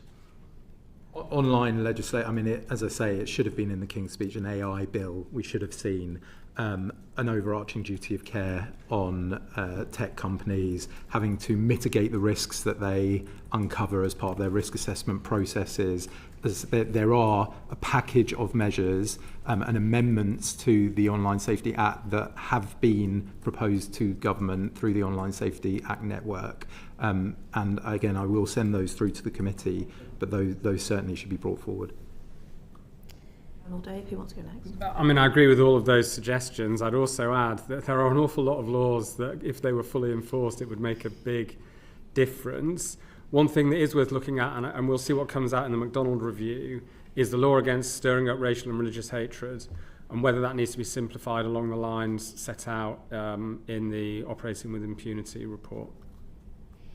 Yeah, well, firstly, just to thank you for these hearings. It's been great to have this opportunity to speak with you. I would say that there's an independent inquiry into anti-Semitism in schools and colleges, that anything that comes out of that, it would be really good to see legislation on that. But other than that, just to admit, to look at implementing in a far more robustly and possibly well-funded fashion the findings of the Lord Mann review and other reviews and recommendations that are already out there. There's a lot of non-legislative measures that make a real difference to Jews wherever they are, in the workplace, on the streets, and those are the things we really need to see. I attended an event with Stand With Us, I think it's called, isn't it, recently, with the Jewish students, and it was so powerful to hear their testimony. Yeah, and you did that, yes. Yeah, absolutely incredible to hear what they were saying, and so horrifying to hear what's being said. We are going to go on to the independent advisor, Lord Mann. Is there anything more that the government should be doing in terms of his role that you think that they're not doing at the moment? Well, I'm putting you on the spot as you sat there. We provide the secretariat to Lord Mann, and it's an unpaid role. We get funding to staff that office, and the value for money is, I mean, John does an incredible amount. You don't have to say it just because. No. It's genuine. But it has been very difficult for us that his role was not confirmed for an entire parliament or for a set number of years. That there's been messing around, frankly, with his role, and it's not fair, and it makes it difficult for us in terms of employing people who need certainty with their roles. So that's something that certainly could be better. Thank you very much. Karen. Sorry, just lastly, before the rally we had on Sunday, we had a letter about civil society support for stamping out anti-Semitism. There are certain things that we would say, and it's Mandy Rice-Davies, we would say that, wouldn't we? For me, it's what you can do to generate the whole society response that the Prime Minister spoke about that is so tremendously valuable for us, because it is about the kind of Britain we want to live in, and that's the kind of thing that makes that clear. And I think it's worth just pointing out that the Commissioner of the Met in his final sentence says the Met will act decisively, but unless anti-Semitism is confronted consistently across society, we will remain trapped reacting to harm rather than preventing it. That's in the letter that we've published today. I think it sums it up very well. I thank the panel for your time. We are moving now to the independent advisor, Lord Mann, but we'll have a very short break while the panel changes over and comfort breaks are required. Order.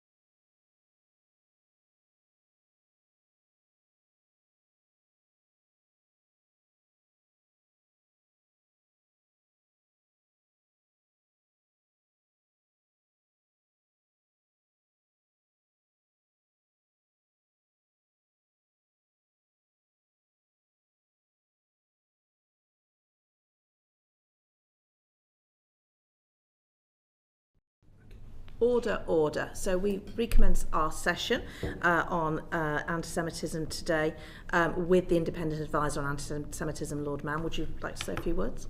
I should thank you for this opportunity. I should also declare I'm married to a member of your committee, and in this hearing, depends what you ask, that might impinge on answers, depends what you're asking about. You've been very clear that you obviously I live with her. She's been very clear that doesn't impact on her work. She's made that clear to all of us. But we're going to start our questions with Paul Kohler. I'm surprised by that, but okay. Can I quiz you about something that came up earlier? Do you share my concerns that if the Jewish community seem to be arguing for the banning of marches, that will be counterproductive? Yes. You can't stop protest. You can organise protest. I was one of the organisers of the ANC-linked, backed anti-apartheid demonstrations. I was one of the people who went, small, tiny number of us who negotiated routes with the police. So I'm aware of the options, the way the police have dealt with it historically. I think if you ban a protest, then the protest will find a way of going somewhere else. And I'm loath to give examples. I have done privately, including in discussions with the police and with ministers, of how that might work. So that might give people ideas. But if I was if police had said to us, you're not having an anti-apartheid protest, on behalf of Nelson Mandela, etc., it would have been very easy to come up with ways in which we would have circumvented that. Very, very easy. And so I think you shift the problem. I was going to ask a question, we ran out of time, about the government's response, and it was clear. The Prime Minister talked about a whole of society response. It was very clear we don't have a whole of government response from the answers we heard. It was all disparate and various initiatives. Is that something your role could develop into? Actually giving that overview of government of what it should be doing, bringing these things together, or well, only with the government consent. Yes. I give advice.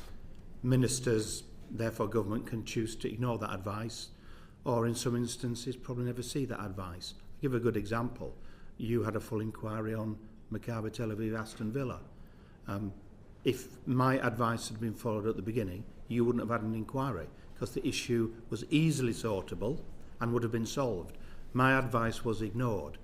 The interesting question for me is, how much was that ignored by ministers? How much did ministers get to see it? And why was it being blocked? And I have just sent out my July 2024 for whichever government came into power report. So this was whoever is, because I'm independent of government, obviously, as you know by my title. So this was for whoever was there. Prepared, went straight out to recommendations for 9 government departments. I've recirculated that in the light of the stabbings. I've had a response from the Prime Minister, a good response. I've had a response from the Attorney General.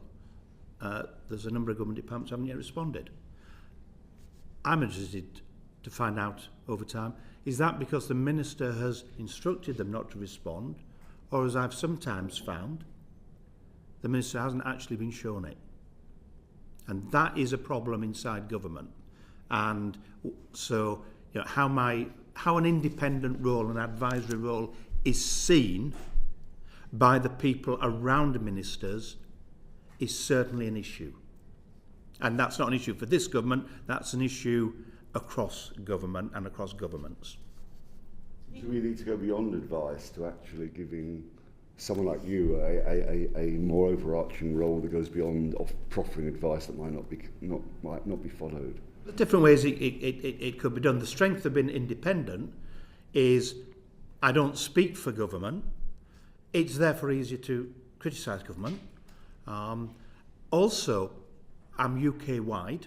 That's hugely important. So I engage with the Scottish Government, with the SNP leadership of the Scottish Government, with the Sinn Féin and other leadership in Northern Ireland, with, I will be, with the Plaid Cymru if they're the leadership in Wales. That's an advantage. And that doesn't fit into government structures too well in this country, because it tends to be England, or England and Wales. That's an advantage. Also, if let's say your party asks for my advice and help, and it has done on quite a number of occasions over the years, I'm not at all inhibited in giving private and confidential, perhaps helpful advice on how you deal with the problem. And that goes, I have done that with every single party represented in Parliament other than independents, in my capacity either in this role or previously chairing the all-party group on anti-Semitism. So what do we need to, or what's government need to do to bring these initiatives and your advice, etc., into sort of coherence, bring some coherence to it? If you like, spiritually, if you like, what could the government should be more curious about what's going on. I give an example. The security grant. There is a tendency in government and government ministers to say, we've given X amount and we've now given more money for Jewish security. And I initiated in meeting with Tony Blair 2006, the very first time that happened. So I was at the genesis of that. I think there needs to be more of, how's this money been spent? What's not been covered? And what I have been doing in the last 2 months is going in very confidentially, of course, and saying, is this covered? Is this covered? Is this covered? Because if someone is killed or seriously injured in something that's not covered by a government grant, it's no good you. It's no comfort to you. You'll get the rap. Ask the questions. It's beginning to happen, but that has not happened. And that curiosity is very, very important. What about structural changes, though? I'm technically based in the Communities Department. They don't give me a desk, a phone. I've asked for one. Successive governments, successive ministers. That's a choice. I'm not sure that's helpful. My budget is 120,000 a year. Half of it goes on a staff member, but I can only take a staff member on either a 6 or 12-month contract because I don't have a budget longer. So I lost my last staff member for job security reasons, lost her last year. I lost her 2 days before the Manchester murders. 2 days before. I'm not sure that's good for government. And whether I'm the right post holder is, that's a whole, obviously, like to keep doing it, but that's a whole different matter.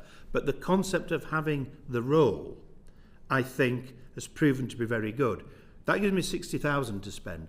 I give an example of something that I've been asked to do this week, and that is following discussions with the Muslim community in Glasgow and with some politicians, Westminster politicians, that the possibility of funding a new initiative of school children from the Muslim and Jewish community, and I would be suggesting from the rest of the community as well, so a third, getting together and seeing what happens and seeing how people can learn together. I think that would be incredibly valuable. I think the fact that that initiative has been suggested by the Muslim community in Glasgow is even more exciting, because we're not seeing much of communities saying we'll work with others. Now, if I give money to that, that's basically my budget gone. And I think there needs to be more flex on that, and I could give you countless examples of things. I'll give you another good example. I've recommended that money be given to an initiative in Hampshire. In Hampshire, a majority of primary schools are Church of England. We discovered last year, for the last 100 years, every child in those schools, so a majority of children, primary school, every year for 100 years in Hampshire, are taught at Easter that the Jews killed Jesus. My instinct on that is that's a problem. And if that can be resolved where there's a will, including with the Bishop of Winchester in Hampshire, how that's done, how that's solved, I don't think this is just a Hampshire problem. That's big stuff. I've been asking for the money for a year to fund that, as DFE, and it hasn't happened. So I do think there's a lot of talk about legislation, and I could have suggested legislation. The critical thing is action. that is needed. That's an example of something that could be done tomorrow. I'll give another example of what I've recommended, if I may, on education. I've recommended that there should be a system put in place that every teacher in secondary schools, so that would be through DFE, so I have to go to the Scotland, etc., to get that through there, should be taught the very basics, how to recognise anti-Semitism in the classroom, how to deal with it. Just that. I think that had a huge impact. That would not cost a fortune.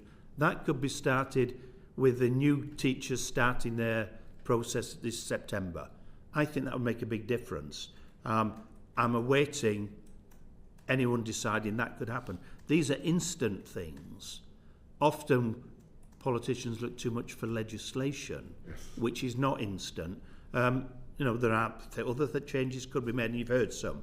There are instant things, and that's not just reassurance. That's, I would say, big league stuff. If every teacher could do that, I think that's huge. NHS, I recommended, this is now going to happen. It's taken some time, that every NHS trust should be taught the basics in anti-Semitism.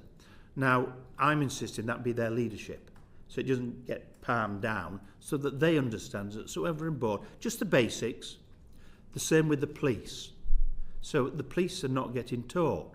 So the question, when I met counter-terror, I meet them regularly at counter-terror, how does a police force somewhere in one of your constituencies, how do they know about the Jewish way of life? What happens if there's an incident? I was in Brighton sorting this out with the Brighton Jewish community, the local authority on Monday. Who is the contact point on a Friday night if there's a major incident in Brighton when, under Jewish religious rules, you cannot use a mobile phone? Who's the point of contact? Who's authorised to use a mobile phone? Do you know who it is so that you can contact them? Now, that's basic stuff. Do the police know on the beat that in, say, Brighton and Hove, Jewish people walk to synagogue, and when they walk to synagogue, don't go in cars without mobile phones? Now, that's basics. I think we're presuming too much. That's simple. That could be done within 6 weeks. So I'm hoping I can land that, regardless of anybody else, that I could get that delivered and get some people in and pay them whatever's needed. And I'm confident we can do that, because there seems to be sufficient will at the top of the police to do it. There's lots of examples like that. I see the independence of your role, how important that is. Is there another role out there that we need to bring some coherence to government to deal with the concerns we heard earlier? And are there, is there any interministerial working on this? Is there like an interministerial task force or anything? So what has been resurrected, which is something that I got instigated under Blair in 2006, is a cross-government working group. That's really... Is that official level? That's official levels. It's officials. Ministers could turn up. I'm insisting, we've resurrected it. It's happening. It did very well in the Cameron coalition years, did very well in the May years, did very well in the Brown years. That's really good. What I'm doing is going and saying, hang on a minute, where's this department? And, if someone doesn't come, it's very easy for me to let you all know that, and others know that, and they'll turn up. That's really effective, and that's nitty-gritty. How do we solve this particular problem? So that, if you like, the politicians don't have to debate it because the officials have sorted it out with the Jewish community. Exactly these organisations are the representation of the community. Now, that's a very, very good model. Getting that, it should never have disappeared a little bit. That is a very effective way, but it needs the buy-in from those committing resources as well. The things I'm suggesting need some money there. They're not just going to happen without that. Some things don't need money, and some of that cooperation, that's improved very dramatically in the last 6 months as we've resurrected that. That's good news. That's good governance as well. You talked about dealing with devolved governments. Do you deal with local authorities? Yes. So you can, and are there local authorities that won't deal with you? There's plenty who'll try and... Where my naming and shaming them. I'm very happy to name and shame. It's more, I think I'll be naming and platforming those who are doing good things to embarrass others. That's a start. So if we take Bratton Hove, Jewish population of 3,000 to 5,000, significant, historic. In 2 hours, we got a huge way on Monday morning. That gives a good model for making sure the same thing is happening in West Yorkshire, the same thing is happening in Newcastle, the same thing is happening in Norwich and other smaller communities in Bournemouth. And I think there's perhaps more attention, including by myself, should have been given to that, because there's a lot of goodwill there, and a lot of it's really practical stuff. Thank you. Margaret Mullane. Yeah, I just wonder, I mean, obviously you heard all the panel on that. What do you think why the anti-Semitism has risen to the levels it has? I think there's two reasons. I cited the Hampshire example very deliberately. If you've been taught at school or at home that Jews are bad people, there is an impact on that. And without question, that has emerged. And I don't think we've all been to school. We've all got our own experiences in one way or other. I don't think people recognise the impact that has on how they automatically respond in the back of their mind to the Jewish community, to a Jewish person. And in my upbringing, which was, I didn't know any Jewish people, but I was aware of them, you'd hear anti-Semitism all the time. But you didn't realise it was anti-Semitism or it was particularly bad. If it was bullying, you'd say, that's not nice against that kid, or whatever. But it was kind of just a thing that was there. Well, that persists. That's one reason. And the second is, when there's conflict and there's people organising, the one thing that didn't come out earlier, this isn't just about terrorists when we're talking about extremism. 2 equality officers of Premier League football clubs have been targeted in the last 5 years to get rid of them by extremists. 2, and 1 chief executive of a football club. That's 3 in the football world targeted. They're ones I know about. That is not by people trying to kill them or physically harm them. That's a piling on them to get rid of them from their job because they were seen as a blockage to extremists and their agenda. There is a side of extremism that we're not as good at as we need to be in this country, which is the non-violent extremism. And I could have far better discussions with counter-terror and what we're doing about terrorists and the Iran threat than I can with anybody over what are we doing about these people who are doing other things, undermining Jewish people, and how do we deal with that, the things that are not criminal. And I think in government there needs to be a clearer attention, and I'm not sure that should sit in the Home Office, because the Home Office should be about the criminal side. My advice is it should sit somewhere else, either Community Department or Cabinet Office, looking at extremists who are not breaking the law, and sometimes calculatedly, deliberately not breaking the law, because we're giving them a free pass at the moment. And the football example wasn't illegal. And that is a problem, and a big problem. Just one other question. The panel earlier was saying about in NHS Trust, I'm just picking that as an example. So, you know, if you're a Jewish person and you've ended up in hospital and you want to order your kosher meal and someone's got a Palestinian badge on. So the kind of emphasis in the reading of the paperwork is like, well, they shouldn't really be wearing the badges because that would make them uncomfortable within that NHS Trust. But then don't you feel, with the work you've done and that if that's the road you go down and you say you shouldn't really be wearing those badges, you shouldn't be doing that just goes inwards and there's a bigger education piece and possibly not necessarily the senior leadership are the best people to do that? There's both, and I don't think the senior leadership be doing the training. They should be trained themselves because you start at the top, in my view. I think that's essential, and get buy-in at the top.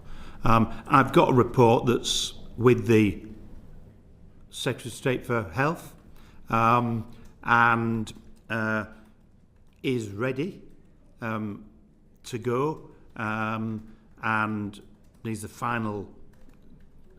That includes stuff on uniform policy. And my approach is very simple there. If we take uniforms, I don't care whether it's a Palestinian badge or an I Love Israel badge. You know, if a dentist is drilling my teeth, I don't expect a dentist to have that kind of badge, because that might put me off. And I don't want to be put off when they're drilling my teeth. But it might stop me going in the first place. Yeah. I don't think it's appropriate. And allowing that to creep in. So I would call it even-handed. That this is not saying we're going to ban Palestinian badges. No, we're going to ban the stuff that's political, that's talking about something else, when I'm a patient and I just want to be seen. And that is my approach, by the way, throughout, in everywhere. That, you know, I'm not trying to stop anyone speaking or anything in any of my recommendations. I'm trying to show the civility, but that the Jewish community is not damaged in the way it's done. Thank you. You've actually ranged quite far, so you've got a lot of my questions originally, but I just want to come back to the point about the protests, specifically this weekend, but more of a general point, and in the context of the panel's previous discussion. I mean, as a constituency MP, the number one issue people have written to me about since I've been elected is the war in Gaza and the actions of the Israeli government. Some of the correspondence I've received has had anti-Semitic tropes in it, the vast majority has not. And there is clearly a strong urge among a very strong and very widespread urge among people in the UK to express their outrage about what's happening by the Israeli government and express that. Now, they try and do it by writing to their MPs quite properly, but they also want to make that public protest. Obviously, some people involved in those marches, as we've heard, either break the law or use language and signs that are not acceptable. And you said you weren't in favour of a moratorium on marches. So how are we supposed to strike the balance of allowing this very strongly felt outrage to be expressed and not allow that to be either shut down or misinterpreted by the actions of some people on those protests? Well, I think it's easy, some's difficult. And Lord Madon's review can make it slightly easier by flexing some of the legislation over time on what powers are there. If you say we're going to ban you from marching, you as a decent law-abiding citizen who's not anti-Semitic, are going to say, well, hang on a minute, I want to have my say. This is a democracy. You'll find a way of having your say one way or other. If you're going to march past a synagogue every month, the same synagogue, I want the police to be saying, well, hang on a minute, I think a different route's appropriate this time. I mean, we were forced, when we did the anti-apartheid demonstrations, sometimes they say you've got to go south of the river, and we'd really complain bitterly, because there's no point going south of the river because there's no one going to see you. That was the reason. It's not quite the same now, but that was the reason. And we said we're not doing that, and eventually we'd compromise. And sometimes they say you're not assembling in Westminster for whatever reason. We say, hang on a minute, we want to go to Westminster. Margaret Thatcher's there. I mean, it's and we were rational, and there was some give and take. But the police used their powers. There were times when we weren't too happy, and they'd say to us, "What are your numbers?" First question: what are you expecting numbers? Well, where's your assembly point? Can that fit the numbers? And if you recall, I don't know if any of you ever went on those old C&D marches, but it was the same assembly point. It was the same assembly point because you could get enough people in there. The coaches from around the country could all arrive and park up. It was done by the police in cooperation. And I think one of the problems the police have been dealing with is this isn't coaches coming from all around the country. These are London demonstrations. So it's harder to work out how to do it. And this weekend you've got a far-right march and you've got a cup final. So you've got 100,000 people on their way to Wembley, joyously one way and half not joyously back. And you've got Robinson and his gang around. Quite complex for the police. So this will be particularly difficult for them to deal with. But what I've said repeatedly to them at the most senior level is, come on, be flexible, think through. If it targets and goes past a synagogue every time, or actually another kind of mosque past a mosque every time, or a church on a Sunday every time, to me that's a problem, and an obvious problem. Now, if the march organisers are breaking the law and aren't prepared to actually represent their cause but have other agendas, and they break the law, arrest them, convict them, arrest them, convict them, arrest them, convict them. If someone prints an illegal placard, arrest the person holding it, arrest the printers and prosecute them. If somebody's going to call for support for a terror organisation, or defined, pre-publicised by the police, language the police are deeming as a call to attack Jewish people, Jewish buildings, arrest them. And the police have got much more sophisticated in how they arrest. One of the interesting things in recent times, you will have noted how many people have been arrested. Now that's because there are security cameras there and they're finding the people. They're not arresting them live time, of course. That's good policing. Yeah. And I think good policing works well. And that's what I expect to see. Different routes, obligatory. So it's not always the same route. Lord Mann, your point about arrest them, convict them, arrest them, convict them, I think that's a divergence from what we heard from the previous panel, because what they said is if there are protests where there are consistent arrests and convictions and arrests and convictions, that's a sign that the protest isn't being undertaken in a way that they are comfortable with.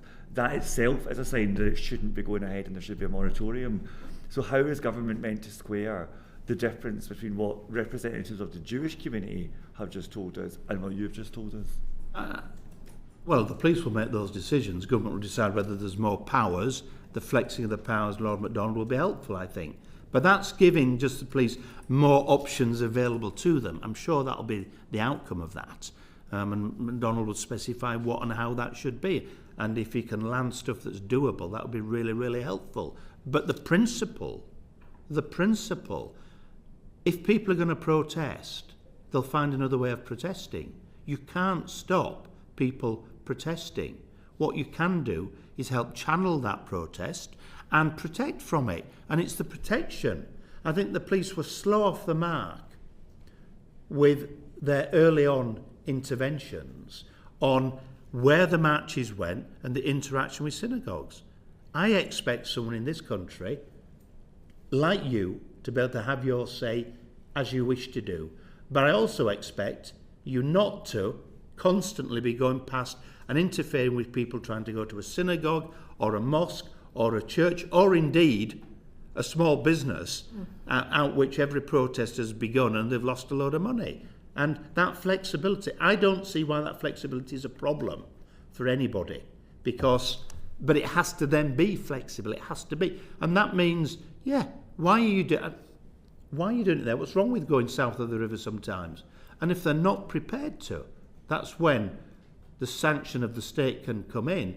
And I don't think reasonable people who want to express their anger about the Israeli government, as an example, this example, are going to feel, well, it's really bad, we have to do that marching south of the river as opposed to down Oxford Street or whatever, or round Oxford Street in that area.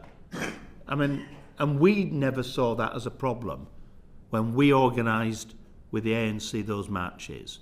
What we wanted was the maximum number of people, the maximum publicity, and your equivalents, our equivalents of the past, hearing our message. Thank you. I want to ask about the recommendations you made for government. You already drew the distinction between things that could be done immediately and things that take legislation, and that was really helpful.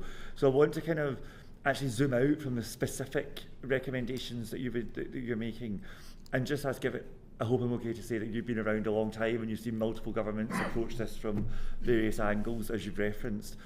What do you think is this? Why do successive governments of every different type, and internationally as well as in the UK, struggle to tackle anti-Semitism? And is there anything you think needs to change in order for us to be able to do so? I'll give you an example. We spend a lot of money, and in your schools, your constituents' children are taught about the Holocaust. Nobody has evaluated what part of the teaching works and what doesn't. That should happen. We need to know that. We need to know what is working, how it's working, and what isn't working. And that hasn't happened. Now that needs somebody to say, we are going to commission a proper, thorough review of that. When we talk about anti-Semitism training, I've got a unit that I helped get funding for set up at JW3, which is big Jewish cultural centre, that is looking at what is working in anti-Semitism training and what isn't. And I've said to them, I need to know, the Jewish community needs to know, government needs to know. Not let's have more training, that's needed urgently, but also, is it the best possible? Even if it's good level, which bits are working? That's what, if you had a business plan and you were improving your business and it was health and safety, that's what you would do. Well, this is safeguarding the Jewish community. So everything should be evaluated independently and honestly. If I do something, I want to know whether it's working, and I want to know which bits. It's not going to be yes or no. Which bits are working? How can we improve it? How transferable is that? Governments have been weak on that. If I may say, we the politicians have been weak on demanding that, and it's absolutely now at the top, and perhaps I've been weak in demanding that. It is the top of my list. Let's evaluate what works, and the Holocaust education is just a good example, because it's there, and we don't know the answer, therefore you don't know the answer. Thank you. You have answered, I think, pretty much every question that we had thought of beforehand. Is there anything else that hasn't been said that you feel we need to hear? I think the other interesting question is, if you were, and it's a rhetorical question if you like for yourself, Chair, but if you were to invite a government minister in, I think the interesting question is, which one would you invite in? And I think the fact that that's a question and you'd have to discuss that also perhaps shows why an independent advisory role, including for other problems, you know, there used to be one for the Muslim community, Kari Asim, but he got sacked, and I disagreed with his sacking at the time, can be useful. But also, some of your questions about how does it all work linked together, what I said to the Chief Rabbi very recently was, don't think it's the Jewish community if you think it's not all working together. This is a problem of government in the country. Not specifically this government. I think could argue there are some problems with this government, but this has been a problem, in my experience, across government. It's a governmental governance problem, and that I just leave that, because I think that kind of sums up part of the issue. It is everywhere.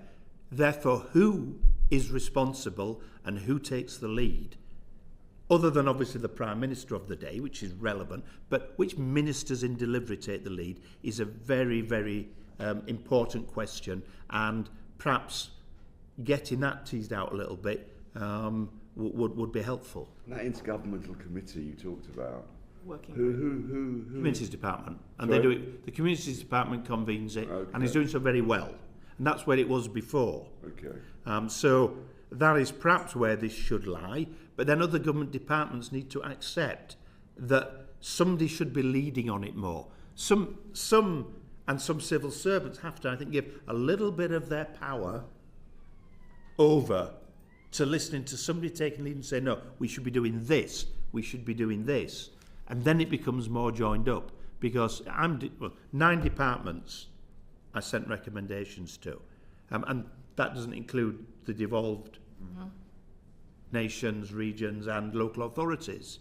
You know, and I'm unpaid, that's not a complaint, but you know, 60,000 a year didn't go very far. Well, I mean, you know, being frank, as a committee, we have talked about what we can do on anti-Semitism, but you're right, because of the way the committee structure works, because of how we scrutinise government, which bit can we do as the Home Affairs Select Committee is really important. And one last point, if I may. Good news. You holding this inquiry, I know this isn't this is not a coincidence, it would have happened anyway, but I've been trying for the last year to get Lancaster House to have a major event for the Jewish staff networks to bring them together, give them some direction. It's the biggest positive in my view out there in the Jewish community that these informal staff networks have set up, obviously by employers and some across sectors like the arts. I think empowering them does a huge amount. So I've got Lancaster House in October, and I found out a further email early this morning convening that. So perhaps your committee's had already some influence, so thank you for that. It's always useful to let people know that you're appearing before a select committee. Good part of British democracy. Very important part. We will, as a committee, consider what steps to take next, but this has been incredibly helpful. We want to make sure that we can give some practical recommendations to government, and you've given us a lot, as had the previous panel. So thank you again for your time. I'm sure we'll see you again. Thank you for but your I will question. call this to a close. Order.